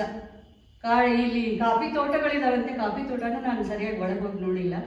ಆ ಒಂದು ದಟ್ಟವಾದ ಅರಣ್ಯದಲ್ಲಿ ಒಂದು ನಮ್ಮ ಒಂದು ಡ್ರೆಸ್ಗಳು, ನಮ್ಮ ಮಾತುಕತೆಗಳು, ಒಂದು ತುಂಬ ಒಂದು ಸವಿತಾ ದೇವರ ಹೆಸರಿನಲ್ಲಿ ಆ ದೇವರ ನಾಮಸ್ಮರಣೆನೂ ಆಗಬೇಕು, ನಮ್ಗೆ ಎಂಜಾಯ್ಮೆಂಟು ಆಗಬೇಕು, ಖುಷಿನೂ ಆಗಬೇಕು. ಸಂಸಾರದಲ್ಲಿ ಹೇಗೆ ಜಗಳ ಮಾಡ್ತೀವಿ ಹಾಗೆ ಜಗಳನೂ ಆಗಬೇಕು. ಏನೇನು ಮಾತಿಲ್ಲ ಬಂದು ಅವತ್ತು ಅಂದರೆ ಅಷ್ಟು ಚೆನ್ನಾಗಿತ್ತು ನಮ್ಮದು. ಆ ಒಂದು ಮಾತಿನ ಒಂದು ಬರದಲ್ಲಿ ನಾವು ಭಟ್ರ ಮನೆ ತಲುಪಿದ್ದೇ ಗೊತ್ತಾಗಲಿಲ್ಲ. ಅಂತೂ ಹತ್ಬಿಟ್ವಿ ಅನ್ನೋ ಒಂದು ಅನುಭವ. ಅರ್ಧ ದಾರಿ ಸೌದಿದೆ, ಇನ್ನು ಅರ್ಧ ಹತ್ಬೇಕಲ್ಲಪ್ಪ, ಹೆಂಗಪ್ಪ ಹತ್ತದು ಅನ್ನುವಂಥ ಯೋಚನೆ. ಅಂತೂ ಬೆಳಗ್ಗೆ ಒಂದು ಅಮ್ಮ ಬರದೇ ಇಲ್ಲ ಅಂತಂದ್ರು. ಆದರೆ ಅವರ ಸ್ಥಿತಿಗತಿಗಳಿಂದ ನಾವು ಅಮ್ಮನ ಯಾರು ಒತ್ತಾಯ ಮಾಡಲಿಲ್ಲ ಅವತ್ತು. ಅಮ್ಮ ಎಲ್ಲರ ಜೊತೆ ಸಿಟ್ಟು ಬೇರೆ ಮಾಡ್ಕೊಂಡಿದ್ರು, ಸಂಸಾರದವ್ರ ಕುಟುಂಬದವ್ರ ಜೊತೆಗೆ ಸಿಟ್ಟು ಬೇರೆ ಮಾಡ್ಕೊಂಡಿದ್ರು. ಇನ್ನು ಯಾರು ಒತ್ತಾಯ ಮಾಡೋದು ಇರಲಿಲ್ಲ. ಇರಲಿ ಅಮ್ಮ ಆರಾಮಾಗಿರಲಿ ಅಂತ ಹೇಳಿ ಸ್ವಾಮೀಜಿಯವರ ಮುಂದಾಳತ್ವದಲ್ಲಿ ನಾವು ಹೊರಟ್ವಿ. ಸ್ವಾಮೀಜಿಯವರು ಹೆಂಗೆ ಯೂತ್ ಬಾಯ್ ಥರ ಮುಂದೆ ಲೆಫ್ಟ್ ರೈಟ್ ಅಂತ ಹೋಗ್ತಾ ಇದ್ರು. ಸ್ವಾಮೀಜಿ ಇಷ್ಟು ಫಾಸ್ಟ್ ನಡೀತಾರಲ್ಲಪ್ಪ, ಹೆಂಗಪ್ಪ ಹೋಗೋದು. ಅವ್ರ ಎನರ್ಜಿ ನೋಡಿ ನಮಗೆ ತುಂಬ ಖುಷಿ ಆಯಿತು. ನಾವು ಇಲ್ಲೇ ಅಮ್ಮ ಸ್ವಾಮೀಜಿ ಸಾಧಕರು, ಅವ್ರಿಗೆ ಮೇಲಿಂದ ಪುಷ್ಪ ಉದುರ್ತಾ ಇರ್ತಾರೆ, ಹೋಗ್ತಾ ಇರ್ತಾರೆ ಅವರು. ನಾವು ಹೆಂಗಮ್ಮ ಹೋಗೋದು ಅನಿಸ್ತಿತ್ತು. ಆಮೇಲೆ ಸ್ವಾಮೀಜಿಯವ್ರಿಗೆ ನಾನು ಹೋಗಿ ಸ್ವಲ್ಪ ದೂರ ಹೋದ್ಮೇಲೆ ಅಮ್ಮಂಗೆ ಹೇಳ್ತೀನಿ ಸ್ವಾಮೀಜಿ ಅಂತ ಹೇಳಿ ಕಂಪ್ಲೇಂಟ್ ಮಾಡಿದೆ. ಅವಾಗ ಅವರು ಇಲ್ಲ ಬನ್ನಿ ಅಂತ ಹೊರಡ್ತಾನೆ ಇದ್ರು. ಆಮೇಲೆ ನಾನು ಹಿಂದೆ ಯಾವಾಗ ಆಗ್ತೆ ಸ್ವಾಮೀಜಿಯವ್ರು ನನಗೆ ಅವರು ನಿಂತ್ಕೊಂಡ್ಬಿಟ್ರು ಅಲ್ಲಿ. ನಾನು ಬರೋವರೆಗೂ ವೆಯ್ಟ್ ಮಾಡ್ತಾಯಿದ್ರು, ಮತ್ತೆ ಹೋಗ್ತಾಯಿದ್ರು. ಜಪ ಮಾಡಿ ಬನ್ನಿ ಅಂತ ಹೇಳಿ. ಒಂದು ಟೈಮ್ ನನಗೆ ಎಷ್ಟು ಫೀಲ್ ಆಯಿತು ಅಂದರೆ, ಎದೆ ಬಡ್ತ ಹಿಂಗೆ ಮೇಲೆ ಕೆಳಗೆ ಆಗ್ತಾಯಿದೆ. ಆ ಒಂದು ಶಬ್ದ ಕಿವಿಯಲ್ಲಿ ಡಬ್ ಬರ್ತಾ ಇದೆ. ಇನ್ನೇನು ನನಗೆ ಆಗಲ್ಲ ಗುರು, ನಾನು ಹುಷಾರು ತಪ್ಪೋದಕ್ಕಿಂತ ಮುಂಚೆ ಹಿಂಗೆ ಆಗ್ತಿತ್ತು ನನಗೆ. ಖುಷಿ ಅದ ಅನುಭವ ಆಗ್ತಾಯಿದೆ ಅಂತ ಹೇಳಿ, ಇಲ್ಲ 2 ಹೆಜ್ಜೆ ಹಂಗಾದಾಗ ನಿಂತ್ಕೊಳ್ಳಿ ಮತ್ತೆ ಬನ್ನಿ ಅಂತಿದ್ರು ಸ್ವಾಮೀಜಿ. ಹಂಗೆ ಮಾಡಿದೆ. ಆದರೆ ಆಮೇಲೆ ಆ ನೋವು ನಂಗೆ ಕಾಣಲೇ ಇಲ್ಲ, ಆ ಎದೆ ಬಡ್ತಾ ಕಾಣಲೇ ಇಲ್ಲ. 4 ಹೆಜ್ಜೆ ಹೋಗ್ತಿದ್ದೆ. ಅದರಲ್ಲಿ ಅಂಕು ನನಗೆ ಭಾರಿ ಸಪೋರ್ಟ್ ಮಾಡ್ದ, ಹಿಂದೆನೇ ಇದ್ದ. ಪಾಪ ಅವ್ನು ಎಷ್ಟು ಸರಿ ಹತ್ತಿಳಿತಿದ್ದೋ ಏನೋ, ಆದರೂ ಆಂಟಿ ನಿಧಾನವಾಗಿ ಹತ್ತಿ ಪರವಾಗಿಲ್ಲ ಅಂತ ಹೇಳಿ ಅವ್ನು ತುಂಬ ಸಪೋರ್ಟ್ ಮಾಡ್ದ ನನಗೆ. ಅವನಿಗೆ ಮೇಲೆ ಹೋದಾಗ ಯಾವ ಬಂಧನಗಳು ಇಲ್ಲ ನನಗೆ. ಯಾವ ಗಂಡ ಹೆಂಡತಿ ಮಕ್ಕಳು ಮನೆ ನಮ್ಮ ಚಿಕ್ಕಮಗಳೂರು ಅನ್ನೋದೆಲ್ಲ ಮರ್ತೋಗಿತ್ತು. ಅಲ್ಲಿ ಕಾಣ್ತಿದ್ದು ದೊಡ್ಡ ಪರ್ವತಗಳು, ಒಂದು ದಟ್ಟವಾದ ಕಾಡು, ಹುಲ್ಲುಗಾವಲು, ಒಂದು ನಿರ್ಮಲವಾದಂಥ ಒಂದು ವಾತಾವರಣ, ಅಷ್ಟು ಒಂದು ಮೋಡಗಳು. ಒಂದು ಟೈಮ್ ನನಗೆ ಎಲ್ಲರೂ ಮುಂದೆ ಹೋಗ್ತಾ ಇದ್ರೆ ನನಗೆ ತುಂಬ ಸುಸ್ತಾಯಿತು. ಕೂತ್ಕೊಂಡೆ ಒಂದು ಹಾಸುಕಲ್ ಮೇಲೆ, ಹೇಳೋಕ್ಕೆ ಮನಸ್ಸಾಗ್ತಾ ಇಲ್ಲ. ಅನ್ಕೋ ನನಗೆ ಯಾಕೋ ಬೇಡ ಅನಿಸ್ತು. ಇರ್ರಿ ಆಂಟಿ ಅಂದ. ತಡೀಪ ನಾ ಇಲ್ಲ ಒಬ್ಬಳೇ ಇಲ್ಲೇ ಕೂಗಕ್ಕಾಗುತ್ತೆ ಅಂತ ಹೇಳಿ ಮತ್ತೆ ಹೋದೆ. ಆ ಒಂದು ಆ ದೃಶ್ಯ ಏನಿದೆ, ಒಬ್ಬರೇ ಕೂತ್ರಾಗ ಅಲ್ಲಿ ಒಬ್ಬರೇ ಕೂತಿದ್ದೀವಿ ಅನ್ನೋ ಭಯ ಏನಿರಲಿಲ್ಲ. ಅಷ್ಟು ಸ್ವಚ್ಛಂದವಾದಂಥ ನೈರ್ಮಲ್ಯವಾದಂಥ ಮನಸ್ಸಿನಲ್ಲಿ ದೇವರ ಒಂದು ಧ್ಯಾನದಲ್ಲಿ ಅಲ್ಲಿ ಯಾರೂ ಇಲ್ಲ, ಯಾರು ನಮಗೆ ಹೆಲ್ಪ್ ಮಾಡೋಕ್ಕೆ ಬರಲ್ಲ ಅಂಥ ಒಂದು ಸ್ಥಿತಿ. ಅಲ್ಲಿ ಭಗವಂತನ ಬಿಟ್ಟರೆ ಇನ್ಯಾರನ್ನೂ ನಾವು ನೆನೆಸೋಕ್ಕಾಗಲ್ಲ. ಆ ಭಗವಂತನ ಧ್ಯಾನದಲ್ಲಿ ಹೆಜ್ಜೆ ಮೇಲೆ ಇಟ್ಕೊಂಡು ನಂಗೆ ಹೆಂಗೆ ಆ ಪರ್ವತ ಸವಸಿದ್ದು ನನಗೆ ಗೊತ್ತಿಲ್ಲ. ಇವತ್ತಿಗೂ ನನಗೆ ಯಾರು ನನ್ನ ನಂಬಲ್ಲ, ಇವ್ರು ಹತ್ತಿ ಬಂದಿದ್ದಾರೆ ಅಂದರೆ ಯಾರೂ ನಂಬಲ್ಲ. ಆದರೆ ಅಂಥ ಒಂದು ಸಾಧನೆನ ನಾನು ಭಗವತ್ ಕೃಪೆಯಿಂದ ನಾನು ಮಾಡಿದ್ದೀನಿ. ಬಹುಶಃ ನಾನು ಸ್ವಂತ ಇಚ್ಛೆ ಪಟ್ಟು ನಾನು ಹೊರಡ್ತಿದ್ನೋ ಇಲ್ಲ, ಅಮ್ಮನ ಮಾರ್ಗದರ್ಶನ, ಎಲ್ಲ ನಮ್ಮ ಭಕ್ತರ ಒಂದು ಸಹಕಾರ, ಎಲ್ಲದರಿಂದನೂ ಭಗವತ್ ಶಕ್ತಿಯನ್ನು ನಾವು ಪರೀಕ್ಷೆ ಮಾಡ್ಕೊಳ್ಳಂಗಾಯ್ತು. ತುದಿಗೆ ಹೋದಾಗಲೂ, ನನಗೆ ಇಳಿದು ಬಂದಾಗಲೂ ಯಾವುದೇ ಒಂದು ಅಂಥ ಒಂದು ಮಲಗುವಂಥ ಯಾತನೆ ಅಂತೂ ಆಗಲಿಲ್ಲ. ಅಷ್ಟು ಈಸಿಯಾಗಿ ನಾವು ಇಂಥ ಒಂದು ಸಾಧನಾ ಕಾರ್ಯದಲ್ಲಿ ತೊಡಗಿದ್ದೀವಿ ಅಂದರೆ ಒಂದು ಪೂರ್ವಜನ್ಮದ ಅಲ್ಪ ಸ್ವಲ್ಪ ಪುಣ್ಯನೂ ಇದೆ, ಆಶ್ರಮದ ಪ್ರಭಾವ ಇದೆ, ಮಾರ್ಗದರ್ಶಕರ ಪ್ರಭಾವ ಇದೆ. ವಿವಿಧ ಸಾಧನೆಗಳಿಗಾಗಿ ಬಳಸ್ಕೊಳ್ಳೋಣ. ಆ ಭಗವಂತನ ಕೃಪೆಯನ್ನು ಇನ್ನೂ ಪಡ್ಕೊಳ್ಳೋಣ. ನಮ್ಮ ಸಾಧನಾ ಮಟ್ಟ ಇನ್ನೂ ಔನ್ನತ್ಯಕ್ಕೆ ತಲುಪಲಿ ಅಂತ ಒಂದು ಆಶೀರ್ವಾದವನ್ನು ನಾನು ಕೇಳ್ತಾ ಎರಡು ಮಾತನ್ನು ಮುಗಿಸ್ತೇನೆ. ಮೊದಲಿಗೆ ಸ್ವಾಮೀಜಿ ಅಮ್ಮನಿಗೆ ಸಾಷ್ಟಾಂಗ ನಮಸ್ಕಾರ.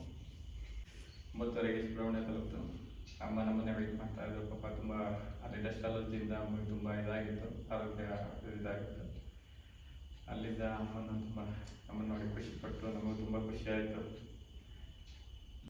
ಅಮ್ಮನ ಒಂದು ಮಾರ್ಗದರ್ಶನದಿಂದ ನಂತರ ಬಂದ ನಂತರ ಕಾರ್ತಿಜಿಯವರಿಗೆ 5 ಥರದ ನೈವೇದ್ಯನ ಮಾಡೋದಿತ್ತು. ಎಲ್ಲರೂ ತುಂಬ ಖುಷಿಯಿಂದ ಆ ಟೈಮೆಲ್ಲ ಇದ್ದಾದರು. ಸಂಜೆ 4 ಗಂಟೆ ಆಯಿತು, 4:30 ಆಯಿತು. ಎಲ್ಲ ಪ್ರಸಾದ ಇದು ಮಾಡಿಕೊಂಡು ರೆಸ್ಟ್ ಮಾಡೋದು. ಮತ್ತು ಮರುದಿವಸ ಕುಮಾರ ಪರ್ವತ ಯಾತ್ರೆ ಆಯಿತು, ಎಲ್ಲ ಪ್ಲಾನಿಂಗ್ ಆಗಿತ್ತು. ಅಮ್ಮ ಬೆಳಗ್ಗೆನೇ ಬೇಗ ಬಿಡಬೇಕು, ಅಲ್ಲಿ ತುಂಬ ದಾರಿ ತುಂಬ ಕಠಿಣವಾಗಿದೆ, ಎಲ್ಲ ಬೇಗ ಹೊರಡಿ ಅಂತೆಲ್ಲ ಬೆಳಗ್ಗೆನೇ ಫಸ್ಟ್ ರಾತ್ರಿನೇ ಎಲ್ಲರಿಗೆ ಇದು ಮಾಡಿ ನಾವು ಬೆಳಗ್ಗೆನೇ ಎಲ್ಲ ತಿಂಡಿ ಮಾಡಿಕೊಂಡು ಬೇಸ್ ಪಾಯಿಂಟ್ವರೆಗೂ ವೆಹಿಕಲ್ ಹೋಗುತ್ತೆ. 1.25 ಕಿಲೋಮೀಟರ್ ಸುಬ್ರಹ್ಮಣ್ಯದಿಂದ. ಎಲ್ಲ ಅಲ್ಲಿ ವೆಹಿಕಲ್ ಪಾರ್ಕಿಂಗ್ ಮಾಡಿಕೊಂಡು ಸೀದಾ ಫಾರೆಸ್ಟ್ ಆಫೀಸಲ್ಲಿ ಎಂಟ್ರಿ ಆದರು. ಫಾರೆಸ್ಟ್ ಆಫೀಸಲ್ಲಿ ಎಂಟ್ರಿ ಆದ ತಕ್ಷಣ ಪ್ರತಿಯೊಬ್ಬರದ್ದು ಬ್ಯಾಗ್ ಚೆಕ್ ಮಾಡ್ತಾರೆ. ಯಾವುದೇ ಪ್ಲಾಸ್ಟಿಕ್ಕು ಎಷ್ಟಿದೆ ಕೌಂಟ್ ತೊಗೊಂಡು ಆ ಪ್ಲಾಸ್ಟಿಕ್ ವಾಪಸ್ ತರಬೇಕು ಅಂತ ಅವರು ಇದನ್ನ ರೂಲ್ಸ್ ಇರುತ್ತೆ, ಇಲ್ಲ ಅದು ದಂಡ ಕಟ್ಟಬೇಕಾಗತ್ತೆ. ಅದರಂತೆ ನಾವೆಲ್ಲ ಅಲ್ಲಿ ಇದು ಮಾಡಿಕೊಂಡು ಸೀದಾ ಅಲ್ಲಿ ಎಲ್ಲ ಬಸ್ ಬಿಟ್ಟು ಇಷ್ಟು ಪ್ಲಾಸ್ಟಿಕ್ ಇದೆ ಅಂತ ಬಸ್ಬಿಟ್ಟು ನಾವು ಸೀದಾ ಯಾತ್ರೆ ಅಲ್ಲಿಂದ ಸ್ಟಾರ್ಟ್ ಮಾಡೋದು. ಅಮ್ಮನಿಗೆ ತುಂಬ ವಿಸಿಂಗ್ ಪ್ರಾಬ್ಲಮ್ ಇತ್ತು. ತುಂಬ ಅಂದರೆ ಅದೊಂದು 3 ಹೆಜ್ಜೆ ಇಡಬೇಕಂದ್ರೂ ಕಷ್ಟ ಆಗಿದೆ. 2 ಹೆಜ್ಜೆ ಇಡ್ತಾ ಇದ್ರು, 3 ಹೆಜ್ಜೆ ಇಡಬೇಕಾದ್ರೆ ಮತ್ತೆ ನಿಂತು ಅದು ಮೇನ್ ಅದೇ ಸೆಂಟ್ರಲ್ಲಿ ಭಟ್ರ ಮನೆ ಅಂತ ಬರುತ್ತೆ. ಆ ಭಟ್ರ ಮನೆ ಹೋಗೋತ್ತಿಗೆ ಆಲ್ಮೋಸ್ಟ್ 3:30-4 ಗಂಟೆ ಆಯಿತು. ತುಂಬ ಅಮ್ಮ ಟೈರ್ಡ್ ಆಗಿತ್ತು. ನಾವು ತುಂಬ ಖುಷಿ ಇತ್ತು, ಅಮ್ಮ ಫಸ್ಟ್ ಇರ್ತಾರೆ, ತುಂಬ ಇದಾಗಿರುತ್ತೆ ಅಂತ ಎಲ್ಲರಿಗೆ. ಆದರೆ ಅಮ್ಮನೇ ತುಂಬ ಟೈಮಲ್ಲಿ ಆರೋಗ್ಯದ್ದು ವ್ಯತ್ಯಾಸ ಆಗ್ತಾಯಿತ್ತು. ಆಮೇಲೆ ರಾತ್ರಿ ಪೂರ್ತಿ ನಿದ್ದೆಯಲ್ಲಿ ಇದರಿಂದ ಅಮ್ಮ ಸ್ವಲ್ಪ ಮಧ್ಯಾಹ್ನ ಪ್ರಸಾದ ತಗೊಂಡ್ಮೇಲೆ ತುಂಬ ಇದಾಗಿ ಆ ದಾರಿ ನಡೆಯೋಕ್ಕೆ ಕಷ್ಟ. ಅಂಥ ದಾರಿಲೇ ಅಮ್ಮ ಮಲ್ಕೊಂಡು ತುಂಬ ಬೇಜಾರಾಗ್ಬಿಟ್ಟಿದ್ದೀನಪ್ಪ ಅಂತ. ಅದು ಅಮ್ಮ ಒಂದು 10 ನಿಮಿಷ ತುಂಬ ರಿಲ್ಯಾಕ್ಸ್ ಮಾಡಿಕೊಂಡು ನಾವು ಅಲ್ಲಿ ಒಂದು ಸ್ವಲ್ಪ ಹಂಗೆ ರಿಲ್ಯಾಕ್ಸ್ ಮಾಡ್ಕೊಂಡು ಮತ್ತೆ ಪ್ರಯಾಣ ಸ್ಟಾರ್ಟ್ ಮಾಡಿದೆ. ಯಾತ್ರೆ ಸ್ಟಾರ್ಟ್ ಮಾಡಿದ ತಕ್ಷಣ ಸ್ವಲ್ಪ ದೂರ ಹೋದ ತಕ್ಷಣ ಮಳೆ ಸ್ಟಾರ್ಟ್ ಆಗಿತ್ತು. ಜೋರಾಗಿ ಮಳೆ ಬಂತು. ಎಲ್ಲರೂ ಒಂಥರ ಅಭಿಷೇಕ ಆದಂಗೆ ಎಲ್ಲ ಇದಾಯಿತು. ಸೀದಾ ಭಟ್ರ ಮನೆ ಸೇರಿಕೊಂಡು ಎಲ್ಲ ಸ್ವಾಮೀಜಿಯ ಕಂಡೀಷನ್ ಎಲ್ಲ ಹೋಗಿತ್ತು. ಭಟ್ರ ಮನೆ ಅಂತ ಅದ್ಭುತ. ಆ ಜಾಗದಲ್ಲಿ ಆ ಭಟ್ರ ಮನೆ ಅದೊಂದೇ ಅಷ್ಟು ಉದ್ದ, ಒಂದು 12 ಕಿಲೋಮೀಟರ್ 13 ಕಿಲೋಮೀಟರ್ ಉದ್ದದಲ್ಲಿ ಅದು ಮಧ್ಯದಲ್ಲಿ ಬರುತ್ತೆ. ಆ ಭಟ್ರ ಮನೆ ಆ ಭಗವಂತ ಪ್ರೇರಣೆಯಿಂದಲೇ ಆ ಮನೆ ಅಲ್ಲಿದೆ ಅನಿಸುತ್ತೆ. ಅದು ಈ ಥರ ಭಕ್ತರಿಗೆ ಬರ ಯಾತ್ರಿಕರಿಗೆ ಸೇವೆಗೋಸ್ಕರ ಅಲ್ಲಿದೆ ಅನ್ನೋ ಅನಿಸುತ್ತೆ. ಆ ಭಟ್ರ ಮನೆಯಲ್ಲಿ ತುಂಬ ಅಂದರೆ ಬರೀ ಅನ್ನ ಸಾಂಬಾರು, ಒಂದು ಉಪ್ಪಿನಕಾಯಿ, ಒಂದು ಮಜ್ಜಿಗೆ ಎಷ್ಟು ರುಚಿಯಾಗಿತ್ತು ಅಂದರೆ ಅದೇ ಸ್ವಾಮೀಜಿ ಹೇಳಂಗೆ ಹೊಟ್ಟೆ ಹಸ್ದಾಗ ಅದು ವ್ಯಾಲ್ಯೂ ಗೊತ್ತಾಗುತ್ತೆ ನನಗೆ. ಅಷ್ಟು ತುಂಬ ತೃಪ್ತಿಯಿಂದ ಎಲ್ಲ ಹೊಟ್ಟೆ ತುಂಬ ಊಟ ಮಾಡೋದು. ಅಲ್ಲಿ ರಾತ್ರಿ ಸಾಕಷ್ಟು ಮಳೆ ಬರ್ತಾಯಿತ್ತು. ಭಟ್ರು ಹೇಳ್ತಾಯಿದ್ರು, ಇಷ್ಟೊಂದು ಮಳೆ ಬರಲ್ಲ ಈ ಟೈಮಲ್ಲೆಲ್ಲ, ಇಷ್ಟೊಂದು ಏನು ಗೊತ್ತಾಗ್ತದೆ. ಅವ್ರಿಗೆ ಒಂಥರ ಆಶ್ಚರ್ಯ, ಅಷ್ಟು ಮಳೆ ಬಂತು ರಾತ್ರಿ. ಆಮೇಲೆ ಅಲ್ಲೆಲ್ಲ ರಾತ್ರಿ ಉಳಿದ್ಬಿಟ್ಟು ಬೆಳಗ್ಗೆ ಸ್ವಾಮೀಜಿ ಹೇಳಿದ್ರು ಬೆಳಗ್ಗೆ ಬೇಗ 6 ಗಂಟೆಗೆ ಹೊರಡೋದು ಅಂತ. 6 ಗಂಟೆ ಹೊತ್ತಿಗೆ ಪಾಪ ಅವರು ಉಪ್ಪಿಟ್ಟು ತಿಂಡಿ ಮಾಡಿಕೊಟ್ರು ಭಟ್ರ ಮನೆಯಿಂದ. ಎಲ್ಲ ತಿನ್ಕೊಂಡು ಸೀದಾ ಫಾರೆಸ್ಟ್ ಗೇಟ್ ಎಂಟ್ರೆನ್ಸ್ ಇರುತ್ತೆ, ಅಲ್ಲಿ 425 ರೂಪಾಯಿ ಪರ್ ಹೆಡ್ ಕಟ್ಬಿಟ್ಟು ಮೇಲೆ ಇದು ಮಾಡಬೇಕಾಗುತ್ತೆ, ಸ್ಟಾರ್ಟ್ ಮಾಡಬೇಕಾಗುತ್ತೆ. ಎಲ್ಲರೂ ಆ ಥರ ರಿಜಿಸ್ಟರ್ ಮಾಡಿ Aadhaar card number, phone number ಎಲ್ಲ ಬರ್ಸ್ಕೊತಾರೆ. ಅದು ಬರ್ಸ್ಬಿಟ್ಟು ನಾವು 8-9 ಜನ ಅಮ್ಮ ನಂಗೆಲ್ಲ ಆಗಲ್ಲ, ನೀವು ಹೋಗಿ ಬನ್ನಿ ಅಂತ ಹೇಳ್ಬಿಟ್ಟು ಅಲ್ಲೇ ಹೋಗ್ತಾರೆ ಅವರು. ಅಲ್ಲಿಂದ ನಾವು ಸ್ವಾಮೀಜಿ ಮಾರ್ಗದರ್ಶನದಂಗೆ ನಾವೆಲ್ಲ ಫಾರೆಸ್ಟಲ್ಲೆಲ್ಲ ರಿಜಿಸ್ಟರ್ ಮಾಡಿಸ್ಬಿಟ್ಟು ಸೀದಾ ಅಲ್ಲಿಂದ ಯಾತ್ರೆ ಸ್ಟಾರ್ಟ್ ಮಾಡ್ತೀವಿ. ತುಂಬ ಕಷ್ಟಕರವಾಗಿದೆ. ಮೇಯ್ನು ಹೋಗ್ತಾ ಜಿಗಣೆಗಳು, ಮಳೆ ಇದ್ದಿದ್ದರಿಂದ ಜಿಗಣೆಗಳಂತೂ ತುಂಬ ನಮ್ಮನ್ನ ಯಾವಾಗಲೂ ಅಲರ್ಟ್ ಮಾಡ್ತಾ ಇತ್ತು. ಅಲರ್ಟ್ ಅಂದರೆ ಕೆಳಗೆ ನೋಡ್ಕೊಂಡೇ ಹೋಗ್ಬೇಕು, ಹಾಗೆ ಮೇಲೆ ಅಲರ್ಟ್ ಆಗಿತ್ತು. ಆಮೇಲೆ ಸುಮಾರು ಜನ ಎಲ್ಲರಿಗೂ ಹತ್ಕೊಂಡಿದೆ, ಎಲ್ಲರಿಗೂ ಇದು ಮಾಡಿದ್ರು, ಬಟ್ ಯಾರು ಅಷ್ಟು ಇದಾಗಲಿಲ್ಲ. ಅದನ್ನ ತೆಗೆದು ಹೋಗ್ತಾ ಇದ್ದು ಮುಂದಕ್ಕೆ. ಅಂತ ನಮ್ಗೆ ಸಹಜ ಆಗೋಗ್ಬಿಡ್ತು. ನಾನು ಫಸ್ಟ್ ಅಂದ್ರೆ ಜಿಗಣೆ ಅಂದರೆ ಓಡೋಗ್ಬಿಡ್ತಾ ಇದ್ದೆ. ಆದರೆ ನಮ್ಗೆ ಅದ್ರಲ್ಲಿ ಒಂದು ಇದಾಗ್ಬಿಟ್ಟು ಲಾಸ್ಟ್ ಅಷ್ಟೇ ನೋಡೋದು. ಅದು ನೋಡ್ಕೊಂಡು ಸೀದಾ ಮೇಲೆ ಹೋಗ್ತಾ ಒಂದು ಕುಮಾರಧಾರ ನದಿ ಅದು ಜಲಧಾರೆ ಬರ್ತಾ ಇರುತ್ತೆ. ನಾವಂತೂ ತುಂಬ ತೃಪ್ತಿಯಿಂದ ಅಲ್ಲಿ ನೀರು ಕುಡಿದು ಯಾರಿಗೇನೂ ಆಗಲಿಲ್ಲ. ಅಲ್ಲಿಂದ ಸ್ವಲ್ಪ ದೂರ ಹೋದ ತಕ್ಷಣ ವಿಶೇಷವಾಗಿ ಕಲ್ಕಂಬ ಇದೆ. ಆ ಕಲ್ಕಂಬ ತುಂಬ ವಿಶೇಷವಾಗಿದೆ. ಅಷ್ಟು ಆ ಜಾಗದಲ್ಲಿ ಹೆಂಗಪ್ಪ ತಂದು ಇದು ಮಾಡಿದಪ್ಪ ಅದೇ ಕಷ್ಟ. ಆ ಕಲ್ಕಂಬ ಹೇಗೆ ನಿರ್ಮಾಣ ಮಾಡಿದ್ರು ಅನ್ನೋದೇ ಒಂದು ಇದು. ಅನ್ನ ಸ್ವಲ್ಪ ಕೂತ್ಬಿಟ್ಟು ಅಲ್ಲಿನ ಮತ್ತೆ ಯಾತ್ರೆನ ಸ್ಟಾರ್ಟ್ ಮಾಡ್ತು. ಫಸ್ಟಿಗೆ ನಾಗ ಪರ್ವತ ಸಿಗುತ್ತೆ, ಆಮೇಲೆ ಶೇಷ ಪರ್ವತ, ಆಮೇಲೆ ಕುಮಾರ ಪರ್ವತ, 3 ಪರ್ವತ ಇದೆ. ಒಂದೊಂದು ಅಟ್ಯಾಚ್, ಒಂದೊಂದು ಮೇಲೆ ಇದೆ. ತುಂಬ ಅದ್ಭುತವಾಗಿದೆ. ಅಂದರೆ ಅದೇ ಕಂಪೇರ್ ಮಾಡ್ತಾ ಇದ್ದ ನನಗೆ ಈ ಯಾತ್ರೆಯನ್ನು ಇದಕ್ಕಿಂತ ಮುಂಚೆ ಅಮರನಾಥ್ ಯಾತ್ರೆ ಮಾಡಿದ್ದು. ಅದು ಇದು ಕಂಪೇರ್ ಒಂದು ಸ್ವಲ್ಪ ಬಂತು ನನಗೆ, ಕಂಪ್ಯಾರಿಸನ್ ಅಂತ. ಅಲ್ಲಿ ಪ್ರಕೃತಿ ನಮಗೆ ವಿರುದ್ಧವಾಗಿತ್ತು. ತುಂಬ ಆವಾಗ ಮಳೆ ಬರ್ತಾ ಇತ್ತು, ಕಾಲಿಟ್ಟರೆ ಜಾರ್ತಾ ಇತ್ತು. ಅದು ವೆದರು ತುಂಬ ಡಿಫಿಕಲ್ಟ್ ಇತ್ತು. ಆದರೆ ಅಷ್ಟು ದಾರಿ ನೋಡಿದ್ರೆ ಉದ್ದು ಕಾಣಿಸೋದು, ಬಟ್ ಇದನ್ನು ಡಿಫಿಕಲ್ಟ್ ಇರಲಿಲ್ಲ. ಆದರೆ ಇಲ್ಲಿ ತುಂಬ ಹಿಂಗೆ ಹೋಗಬೇಕು. ಆದರೆ ವಾತಾವರಣ ಎಷ್ಟು ಅದ್ಭುತವಾಗಿತ್ತು ಅಂದರೆ ತುಂಬ ತಂಪಾಗಿತ್ತು, ಮಳೆ ಇರಲಿಲ್ಲ, ತಣ್ಣಗೆ ಒಂಥರ AC ಗಾಳಿ ಬಂದಂಗೆ ಬೀಸ್ತಾ ಇರೋದು. ತುಂಬ ಅದಂತೂ ಅದ್ಭುತ ಎಕ್ಸ್ಪೀರಿಯನ್ಸು. ಸ್ವಾಮೀಜಿ ಅಂತ ತುಂಬ ಫೀಲ್ ಮಾಡ್ಕೊಂಡ್ರು ಈ ಥರದ್ದು ಒಂದು ಇದನ್ನು. ಅದ್ರ ಜೊತೆಗೆ ನಮಗೆಲ್ಲ ಖುಷಿ ಆಯಿತು. ಆ ಮಂಜಿನ ಹಾಗೆ ಹಾಗೆಯೇ ಹತ್ಕೊಂಡು ಬರ್ತಿದ್ದಾಗ ನಮ್ಗೆ ಆ ಸ್ಟ್ರೈನೇ ಹೋಗ್ತಾ ಇತ್ತು, ಸ್ಟ್ರೈನೇ ಇರ್ತಿರ್ಲಿಲ್ಲ. ಎಂತ ಅದ್ಭುತವಾಗಿ ಫೀಲ್ ಮಾಡಿದ್ರು. ಹೋಗ್ತಾ ಹೋಗ್ತಾ ಶೇಷ ಪರ್ವತ ದಾಟಿ ಒಂದು ಕಾಡು ಸಿಗುತ್ತೆ. ಆ ಕಾಡು ಮಧ್ಯೆ ಹೋಗ್ಬೇಕಾದ್ರೆ ಸ್ವಾಮೀಜಿ ಹೇಳೋದು, ಇದು ಗಂಧರ್ವ ಲೋಕಕ್ಕೆ ಹೋದಂಗೆ ಆಗುತ್ತೆ ಅಂತ. ಆ ವಿಡಿಯೋ ಮಾಡಿದ್ವಿ, ಅದ್ಭುತವಾಗಿ ಬಂದಿದೆ. ಒಂಥರ ಕಾಡು ಮಧ್ಯ ಎಷ್ಟು ಅದ್ಭುತವಾಗಿದೆ ಅಂದರೆ ಅದು ತುಂಬ ಚೆನ್ನಾಗಿದೆ. ಅದು ಗಂಧರ್ವ ಲೋಕಕ್ಕೆ ಹೋಗ್ತಾ ಇದ್ವೇನೋ ಅನ್ನಿಸ್ತಾ ಒಂದು ಫೀಲ್ ಆಗುತ್ತೆ. ಅಷ್ಟು ಒಂದು ಲೆವೆಲ್ ಜಾಗದಲ್ಲಿ ತುಂಬ ಖುಷಿಯಾಗುತ್ತೆ ವಾತಾವರಣ. ಆ ವಾತಾವರಣದಲ್ಲಿ ನಡ್ಕೊಂಡು ಹೋಗೋದು. ಲಾಸ್ಟಿಗೆ ಕುಮಾರ ಪರ್ವತ ಮೇನ್, ಅದಂತೂ ತುಂಬ ಟಫ್ ಆಗಿದೆ. ಅದು ತುಂಬ ಕೇರಾಗಿ ನಡಿಬೇಕು. ಎಲ್ಲ ಸ್ಲಿಪ್ ಆಗಿಬಿಟ್ರೆ ಸಖತ್ತು ಕೈ ಕಾಲಿಗೆ ಬರುತ್ತೆ. ಅಲ್ಲಿ ಜಿಗಣೆಗಳು ತುಂಬ ಇತ್ತು. ಅದು ತುಂಬ ನೋಡ್ಕೊಂಡು ಮೇಲೆ ಹತ್ತಿತ್ತು. ಅಲ್ಲೊಂಚೂರು ದಾರಿ ಕನ್ಫ್ಯೂಸ್ ಆಯಿತು. ಆದರೂ ಕರೆಕ್ಟಾಗಿ ಮತ್ತೆ ಕುಮಾರ ಪರ್ವತಕ್ಕೆ ಮೇಲೆ ಬಂದು ಅಲ್ಲಿ ಎಲ್ಲರೂ ನಮಸ್ಕಾರ ಮಾಡಿ ಸ್ವಾಮೀಜಿ ಒಂದು ಒಳ್ಳೆ ಭಕ್ತಿಗೀತೆ ಮಹಾದೇವರದ್ದು ಹಾಡಿತ್ತು. ತುಂಬ ಖುಷಿ ಆಯಿತು. ಎಲ್ಲ ಅಲ್ಲಿ ಕೂತ್ಕೊಂಡು ಸ್ವಲ್ಪ ಹೊತ್ತು ಮತ್ತೆ ಕೆಳಗೆ ಬಂದು ಮತ್ತೆ ಪ್ರಸಾದನೆಲ್ಲ ತಗೊಂಡು ಎಲ್ಲರೂ ತುಂಬ ರಿಲ್ಯಾಕ್ಸ್ ಆಗಿಬಿಟ್ಟು ಕರೆಕ್ಟಾಗಿ 12:30 ಅಲ್ಲಿಂದ ಹೊರಟ್ಬಿಟ್ಟು ಸೀದಾ ಬರೋತ್ತಿಗೂ ಈಸಿ ಆಗುತ್ತೆ ಅನಿಸ್ತು. ಬಟ್ ಹತ್ಬೇಕಾದ್ರೆ ಫುಲ್ ಪ್ರೆಸರ್ ಇತ್ತು. ಬಟ್ ಇಳಿಬೇಕಾದ್ರೆ ಕಾಲಿಗೆ ತುಂಬ ಲೋಡ್ ಬೀಳ್ತಾಯಿತ್ತು. ಬಾಡಿ ಲೋಡೆಲ್ಲ ನಮಗೆ ಮಂಡಿ ಮೇಲೆ ಕಾಲ ಮೇಲೆ ಲೋಡ್ ಬೀಳ್ತಾಯಿತ್ತು. ಅದು ಜಾಸ್ತಿ ನಮಗೆ ತಿರುಗಾಡಿ ಅನುಭವ ಇದ್ದಿದ್ದರಿಂದ ತುಂಬ ಸ್ಟ್ರೈನ್ ಅನಿಸ್ತಾ ಅವಾಗಲೂ. ಆದರೂ ಎಲ್ಲರೂ ಬೇಗ ಎತ್ಕೊಬಂದು ಅಮ್ಮ ನಮಗೋಸ್ಕರ ಭಟ್ರ ಮನೇಲಿ ಕಾಯ್ತಾಯಿದ್ರು. ಅಮ್ಮ ತುಂಬ ಪ್ರಸನ್ನವಾಗಿದ್ದರು. ಖುಷಿ ಆಯಿತು ನಮಗೆ. ಆಮೇಲೆ ಎಲ್ಲ ಹೋಗ್ಬಿಟ್ಟು ಸುಮಾರು ಖುಷಿಯಾಗಿ ಮಾತಾಡಿದ್ರು. ಲಾಸ್ಟಿಗೆ ಊಟ ಮಾಡಿ ಆದಮೇಲೆ ಅಮ್ಮ ಸಂಜೆ ಭಟ್ರ ಮನೆ ಮೇಲ್ಗಡೆ ಒಂದು ಜಾಗ ಅಲ್ಲ, ಆ ಜಾಗ ಒಂದು ಅಲ್ಲೆಲ್ಲ ಹಂಗೆ ಕೂತ್ಕೊಂಡು ಒಂದು ಸತ್ಸಂಗ ಅಲ್ಲಿ ಒಂದು ವಾತಾವರಣ ಕ್ರಿಯೇಟ್ ಆಯಿತು. ಆ ಸತ್ಸಂಗದಲ್ಲಿ ಅದೇ ಅಮ್ಮ ಎಲ್ಲರೂ ಕೇಳ್ತಾ ಇದ್ರು, ಏನಂದ್ರು ಮಾದೇವರು, ಏನಂದ್ರು ಅಂತ. ಆಂಟಿ ಪ್ರತಿಭಾ ಆಂಟಿ ಎಲ್ಲರೂ ಆ ಥರ ಅಮ್ಮ ಅಷ್ಟೊಂದು ಖುಷಿಯಾಗಿದ್ದಾರೆ ಅಂದರೆ ಅಮ್ಮಗೆ ಏನೋ ಒಂದು ವಿಶೇಷ ಎಲ್ಲ ಹೇಳ್ತಾ ಇದ್ರು. ಅಮ್ಮ ಫಸ್ಟ್ ಹೇಳಿದ್ರು ಅದೇ ಸಾಧಕ ಫೇಲ್ಯೂರ್ ಆಗಬಾರ್ದು ಅಂತ. ಸಾಧಕ ಬ್ರೇಕ್ ಫೇಲ್ಯೂರ್ ಆಗಬಾರ್ದು. ಬ್ರೇಕ್ ಫೇಲ್ಯೂರ್ ಅಂತ ಅದೇ ಸಾಧಕ ತಾಳ್ಮೆ ಇರಬಾರ್ದು, ತುಂಬ ತಾಳ್ಮೆ ಇರಬೇಕು ಅನ್ನೋದು ನಮಗೆ ಅನ್ನಿಸ್ತು. ಅದು ತುಂಬ ಖುಷಿಯಾಯಿತು. ಅಲ್ಲಿಂದ ನೆಕ್ಸ್ಟು ಮುಂದೇನು ಹೆಣ್ಣೆಂಟಿ ಜಗಳದಲ್ಲಿ ಕೂಸು ಬಡವಾಯಿತು ಅಂತ ನಮ್ಮ ಅಮ್ಮನಿಗೆ ಯಾವಾಗಲೂ ಇಲ್ಲಿ ಹತ್ಬೇಕಾದ್ರೆ ಇದು ಮಾಡ್ತಾಯಿದ್ರು. ಅದಕ್ಕೆ ಮಹಾದೇವರು ಅಪ್ಪ ಅಮ್ಮನ ಜಗಳದಲ್ಲಿ ಮಕ್ಕಳು ಸ್ಟ್ರಾಂಗ್ ಆಗ್ತಾರೆ ಅಂತ ಹೇಳಿದರು. ಅದು ಆ್ಯಕ್ಚುಲಿ ನಮಗೆ ಬೆಟ್ಟ ತಿಳಿದಾಗಲೂ ಅನ್ಸುತ್ತೆ ತುಂಬ ಎಕ್ಸ್ಪೀರಿಯನ್ಸ್ ಆಯಿತು. ಅದು ಕರೆಕ್ಟಾಗಿ ಅನ್ನಿಸ್ತು ಅನ್ಸುತ್ತೆ. ಅಲ್ಲಿಂದ ನೆಕ್ಸ್ಟು ಮಹಾದೇವ ಧಾರಾವಾಹಿ ನೋಡಬೇಕು ಅಂದಾಗ ಏನಕ್ಕೆ ಈ ಥರ ಹೇಳಿದ್ದಾರೆ ಅಂತ ನಾವೆಲ್ಲ ಮಹಾದೇವ ಧಾರಾವಾಹಿನ ಆ್ಯಕ್ಚುಲಿ ಸತಿಯವರ ಲವ್ ಫೇಲ್ಯೂರ್ ಅಂತಲೇ ಎಲ್ಲ ಮಾತಾಡ್ತಾ ಇದ್ರು.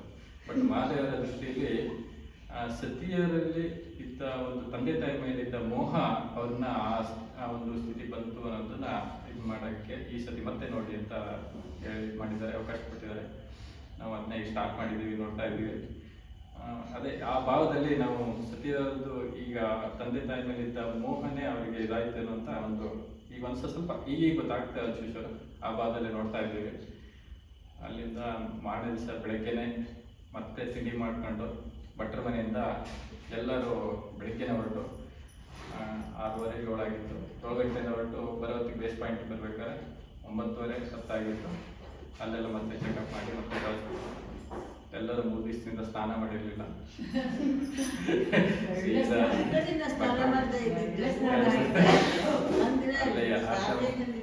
ಸ್ವಾಮಿ ಕೊಟ್ಟಿಗೆ ಬಂದ ತಕ್ಷಣ ಹೋಗಿ ಎಲ್ಲರೂ ಬಟ್ಟೆ ತಗೊಂಡೋಗಿ ಕುಮಾರದಲ್ಲೇ ಮುಳುಗ್ಬಿಟ್ಟು ತುಂಬ ರಿಲ್ಯಾಕ್ಸ್ ಆಯಿತು. ಸಖತ್ ಸ್ಟ್ರೆಸ್ ಆಗಿದ್ದು ಏನಾಗಿತ್ತು, ತುಂಬ ರಿಲ್ಯಾಕ್ಸ್ ಆಯಿತು. ಯಾತ್ರೆ ತುಂಬ ಅಂದರೆ ತುಂಬ ಅದ್ಭುತವಾಗಿತ್ತು. ಇದು ಅದ್ಭುತವೇ. ಆದರೆ ಸ್ವಾಮೀಜಿ ಹೇಳ್ತಾ ಇದ್ರು ಯಾತ್ರೆಯಲ್ಲಿ ಮೇಯ್ನ್ ಅಂದರೆ ಈಗ ದೇಹ ಒಂದು ಸ್ಟಾಮಿನಾ ಹೆಚ್ಚಾಗುತ್ತೆ. ನಾವೀಗ ಎಲ್ಲೂ ನಡೆಯಲ್ಲ ದೇಹದ ಒಂದು ಸ್ಟ್ರೆಂತ್ ತುಂಬ ಕಳ್ಕೊಂಡಿದ್ದೀವಿ. ಆ ಸ್ಟ್ರೆಂತ್ ಡೆವಲಪ್ ಆಗುತ್ತೆ. ಆಮೇಲೆ ಹಾರ್ಟಲ್ಲಿ ಬ್ಲಾಕ್ಸ್ ಇದ್ದರೆ ಕ್ಲಿಯರ್ ಆಗುತ್ತೆ. ಲಂಗ್ಸ್ ಕೆಪಾಸಿಟಿ ಜಾಸ್ತಿ ಆಗುತ್ತೆ. ಅದನ್ನೆಲ್ಲ ಸ್ವಾಮೀಜಿ ನಮ್ಗೆ ತಿಳಿಸ್ಕೊಟ್ರು. ಆಮೇಲೆ ಆಧ್ಯಾತ್ಮಿಕವಾಗಿ ನಮ್ಮಲ್ಲಿ ಒಂದು ಆತ್ಮ ಜಾಗೃತಿ, ಒಂದು ಸಾಧನೆಗೆ ಒಂದು ನಮ್ಮ ಈಗಿನ ಜಗತ್ತಿನಲ್ಲಿ ಡ್ರೆಸ್ಸಲ್ಲಿ ಬದುಕ್ತಾ ಇರ್ತೀವಿ. ಆ ಯಾತ್ರೆ ಮಾಡಿದಾಗ ಮೆಂಟಲಿ ರಿಲ್ಯಾಕ್ಸ್ ಆಗುತ್ತೆ. ಆವಾಗ ಸಾಧನೆಗೆ ಇದು ತುಂಬ ಉತ್ತಮವಾದ ಒಂದು ಇದಾಗುತ್ತೆ ಅಂತ ಹೇಳ್ತಾ ಇದ್ರು. ಅದು ನಮ್ಗೆ ತುಂಬ ಖುಷಿಯಾಯಿತು. ಸ್ವಾಮೀಜಿ ಅಮ್ಮನ ಮಾರ್ಗದರ್ಶನದಿಂದ ನಮ್ಮ ಜೀವನ ತುಂಬ ತುಂಬ ಖುಷಿಯಿಂದ ಇದೆ. ಅದೇ ಸದಾ ಇರಲಿ ಅಂತ ಮಹಾದೇವರ ಹತ್ರ ನಮ್ಮ ಹತ್ರ ಸ್ವಾಮಿ ಜೊತೆ ಕೇಳ್ಕೊತೀನಿ. ಜೈರಾಮ್ ಕೃಷ್ಣ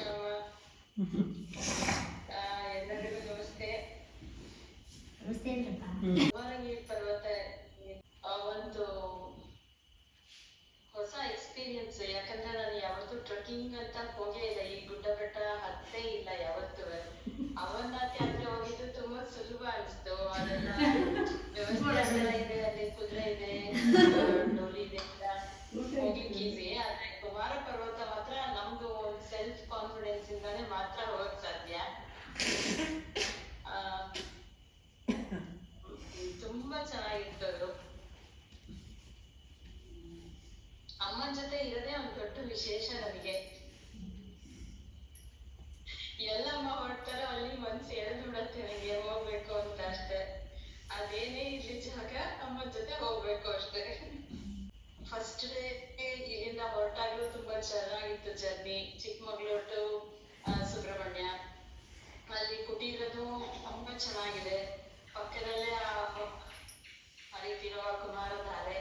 ತುಂಬಾ ಖುಷಿ ಆಯ್ತು ಸ್ನಾನ ಎಲ್ಲ ಮಾಡಿದ್ದಲ್ಲಿ. ಅಲ್ಲಿ ಆವತ್ತಿನ ದಿನ ದೇವರಿಗೆ ಲಸ್ಸಿ ಮಾಡಿದ್ದು, ಮತ್ತೆ ಕ್ಷೀರಾಭಿಷೇಕ ಮಾಡಿದ್ದು ಕುಮಾರಧಾರೆಗೆ ತುಂಬಾನೇ ಚೆನ್ನಾಗಿತ್ತು.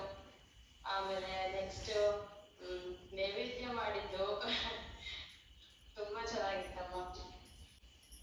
ಮತ್ತು ಹೋಗ್ತಾ ಹೋಗ್ತಾ ಹಬ್ಬ ಅನಿಸ್ತಾ ಇತ್ತು. ಅಮ್ಮ ಜೊತೆಗೆ ಇದ್ದಿದ್ದು ಗೊತ್ತಾಗ್ಲಿಲ್ಲ, ಎಷ್ಟು ಹತ್ತು ಹೋಗ್ತಾ ಇದ್ವಿ.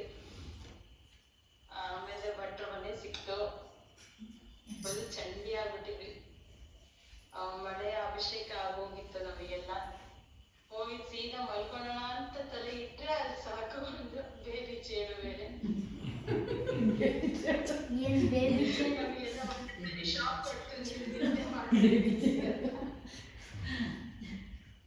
ಆಮೇಲೆ ಮತ್ತೆ ಎಚ್ಚರನೆ ಅದು ನೋಡಿದ್ಮೇಲೆ ಮೈಯ ಮಲ್ಗೋಕೆ ಅಲ್ಲಿ ಭಟ್ರ ಮನೇಲಿ ಯಾವ್ಯಾವ್ದು ಯಾವ ದೊಡ್ಡ ಕಳ್ಳ ಅಮ್ಮ ಹೇಳಿದ್ರು ಮತ್ತೆ ಬೇರೆ ಚೇಳು ಮತ್ತೆ ಕಾಯ್ತಾ ಇದ್ವಿ.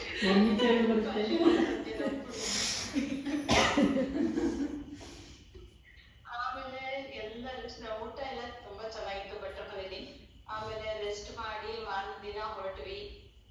ನಾನು ಅಮ್ಮನ ಜೊತೆ ಇರೋಣ ಅಂತ ನಾನು ಹೆಂಗಾರು ಮಾಡಿ ಎಸ್ಕೇಪ್ ಮಾಡ್ಬೇಕು, ಆ ಬೆಟ್ಟಗಳು ನೋಡ್ಬಿಟ್ಟು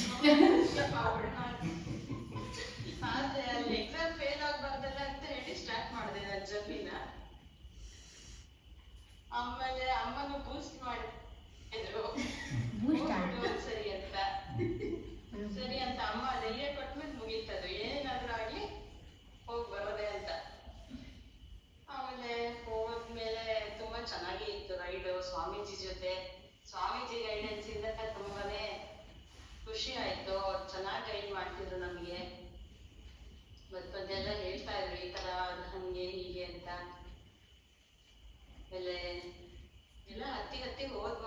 ಜೋಶಲ್ಲಿ ಹತ್ತಿದ್ ಗೊತ್ತಾಗ್ಲಿಲ್ಲ.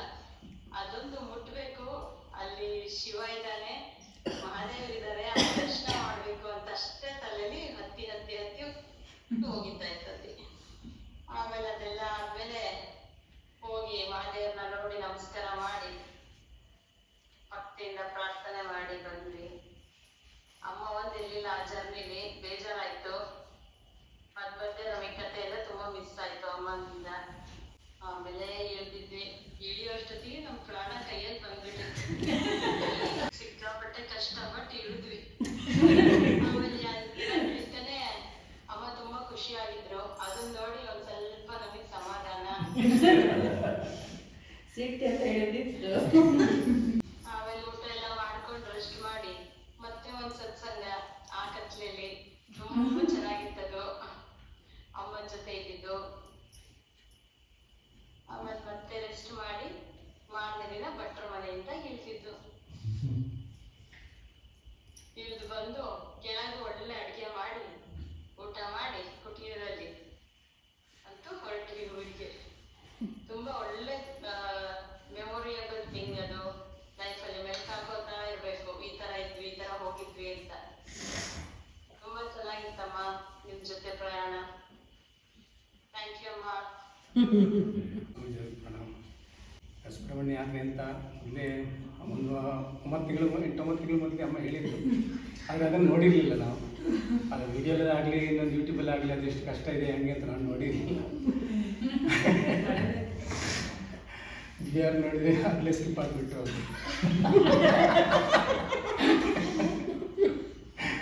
ಆದರೆ ಅಮ್ಮನ ಸಂಕಲ್ಪದಂತೂ ಎಲ್ಲ ಚೆನ್ನಾಗಾಯಿತು.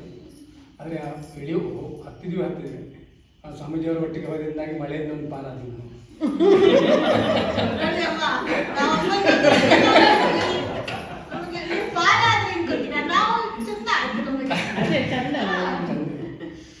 ತುಂಬ ಮಳೆ ಇತ್ತು, ಒಂದು ಸಿಕ್ಕಾಪಟ್ಟೆ ಮಳೆ. ನಾವು ಹೋದ್ಮೇಲೆ ಮಳೆ ಶುರು ಆಯ್ತು ಅಲ್ಲಿ 2-3 ಕಾಲ ತುಂಬ ಸಿಕ್ಕಾಪಟ್ಟೆ ಮಳೆ ಬರ್ತಿತ್ತು. ಅಲ್ಲಿ ಸ್ನಾನ ಇಲ್ಲ ಅಂತ ಗೊತ್ತಾಯ್ತು, ಅದು ಇಲ್ಲಿಂದಲೇ ಸ್ನಾನ ಮತ್ತೆ ಇವತ್ತಿಗೆ ಒಂದು ಮಾತ್ರ ಒಂದು ತುಂಬ ಕಷ್ಟ ಅಂದರೆ ಕಷ್ಟ ಅನಿಸಿಲ್ಲ. ಅದು ಮುಂದೆ ನೋಡಿದ್ರೆ ಅದು ಕಷ್ಟ ಅನಿಸಲ್ಲ. ಮುಂದಿನ ಬೆಟ್ಟಗಳನ್ನು ನೋಡಿದ್ರೆ ನಾವು ಇಲ್ಲೇ ದೇವಿರಮ್ಮನ ಬೆಟ್ಟ ಮತ್ತು ಮುಳ್ಳಯ್ಯನಗಿರಿನೇ ಕಷ್ಟ ಅಂತೀವಿ. ಆದರೆ ಇದರಲ್ಲಿ 3ರಷ್ಟಿದೆ ಅದು ಮಾತ್ರ. ಆ ಕಲ್ಲುಗಳು, ನೀರು ಹರಿಯುವ ದಾರಿಯಲ್ಲಿ ನಾವು ಹೋಗಬೇಕು. ನೀರು ಹರಿದ ದಾರಿನೇ ಅದು ನಮಗೆ ಆ ಪರ್ವತ ಹತ್ತಕ್ಕಿರುವಂಥ ದಾರಿ. ಬೇರೆ ದಾರಿ ಏನಿಲ್ಲ, ಫಾರೆಸ್ಟ್ನವರಾಗಿ ಬೇರೆ ದಾರಿ ಯಾವುದು ಮಾಡಿಲ್ಲ. ಅಂದರೆ ಭಗವಂತ ಹನುಮಾನ್ ಚಾಲೀಸ್ ಮಾಡ್ತಾನೆ ಹೋಗ್ತಾ ಇದ್ವಿ. ಚೆನ್ನಾಗಿತ್ತು. ರಾತ್ರಿ ತುಂಬ ಮಳೆ, ಸಿಕ್ಕಾಪಟ್ಟೆ ಮಳೆ. ನಮ್ಮ ದಿವಸ ಹೋಗಿ ಆಗುತ್ತೆ ಇಲ್ವಾ ಅಥವಾ ಇಲ್ಲೇ ನಾವು ನೋಡ್ಕೊಳ್ತೀವಿ ಅಂತ ವಿಚಾರ ಮಾಡಿದ್ವಿ. ಆದರೆ ಅಮ್ಮನ ಸಂಕಲ್ಪದಂತೆ ಬೆಳಿಗ್ಗೆ ನುಗ್ತೀವಿ, ಹೋಗಿ ಒಂದು ಡ್ರಾಪ್ ಮಳೆ ಬಂದಿಲ್ಲ. ನೆಕ್ಸ್ಟ್ ಡೇ ಹೋಗುವಂತಿಗೂ ಬಿಸಿಲುಗಳಿಲ್ಲ, ಇದೇನಿಲ್ಲ, ಯಾವುದು ತುಂಬ ಮಳೆಯೇನಿಲ್ಲ, ಮೋಡದ ವಾತಾವರಣ ತುಂಬ ಚೆನ್ನಾಗಿತ್ತು. ಕಲ್ಲು ಮಂಟಪದ ಹತ್ರನೂ ತುಂಬ ಚೆನ್ನಾಗಾಯಿತು. ಯಾವುದೇ ಸಮಸ್ಯೆಗಳು ಆಗಿಲ್ಲ, ಖುಷಿಯಿಂದ ಹೋದ್ವಿ. ಅದು ಇಳಿಯೋತ್ತಿಗೆ ಅನಿಸ್ತಾ ಇತ್ತು, ಇಷ್ಟು ನಾವು ಹತ್ತಿದ್ದು ಹೌದಾ ಅಂತ ಒಂದು ಭಾವನೆ ಇತ್ತು ಇಳಿಯೋತ್ತಿಗೆ. ಇದನ್ನು ಇಳಿಯೋದೇ ಕಷ್ಟ ಆಗ್ತದೆ, ಅಷ್ಟು ಕಷ್ಟ. ಹೌದು, ಹತ್ತಿದ್ದು ಹೌದಾ ಅಂತ ಅನಿಸ್ತಾ ಇತ್ತು ನಮ್ಗೆ. ನಾವು ಹತ್ತಿದ್ವಿ ಅಂತ 3:30-4 ಗಂಟೆಗೆ ಬಂದ್ವಿ ಕೆಳಗಡೆ. ತುಂಬ ಚೆನ್ನಾಗಾಯಿತು. ಅಮ್ಮನಿಗೆ ಧನ್ಯವಾದ.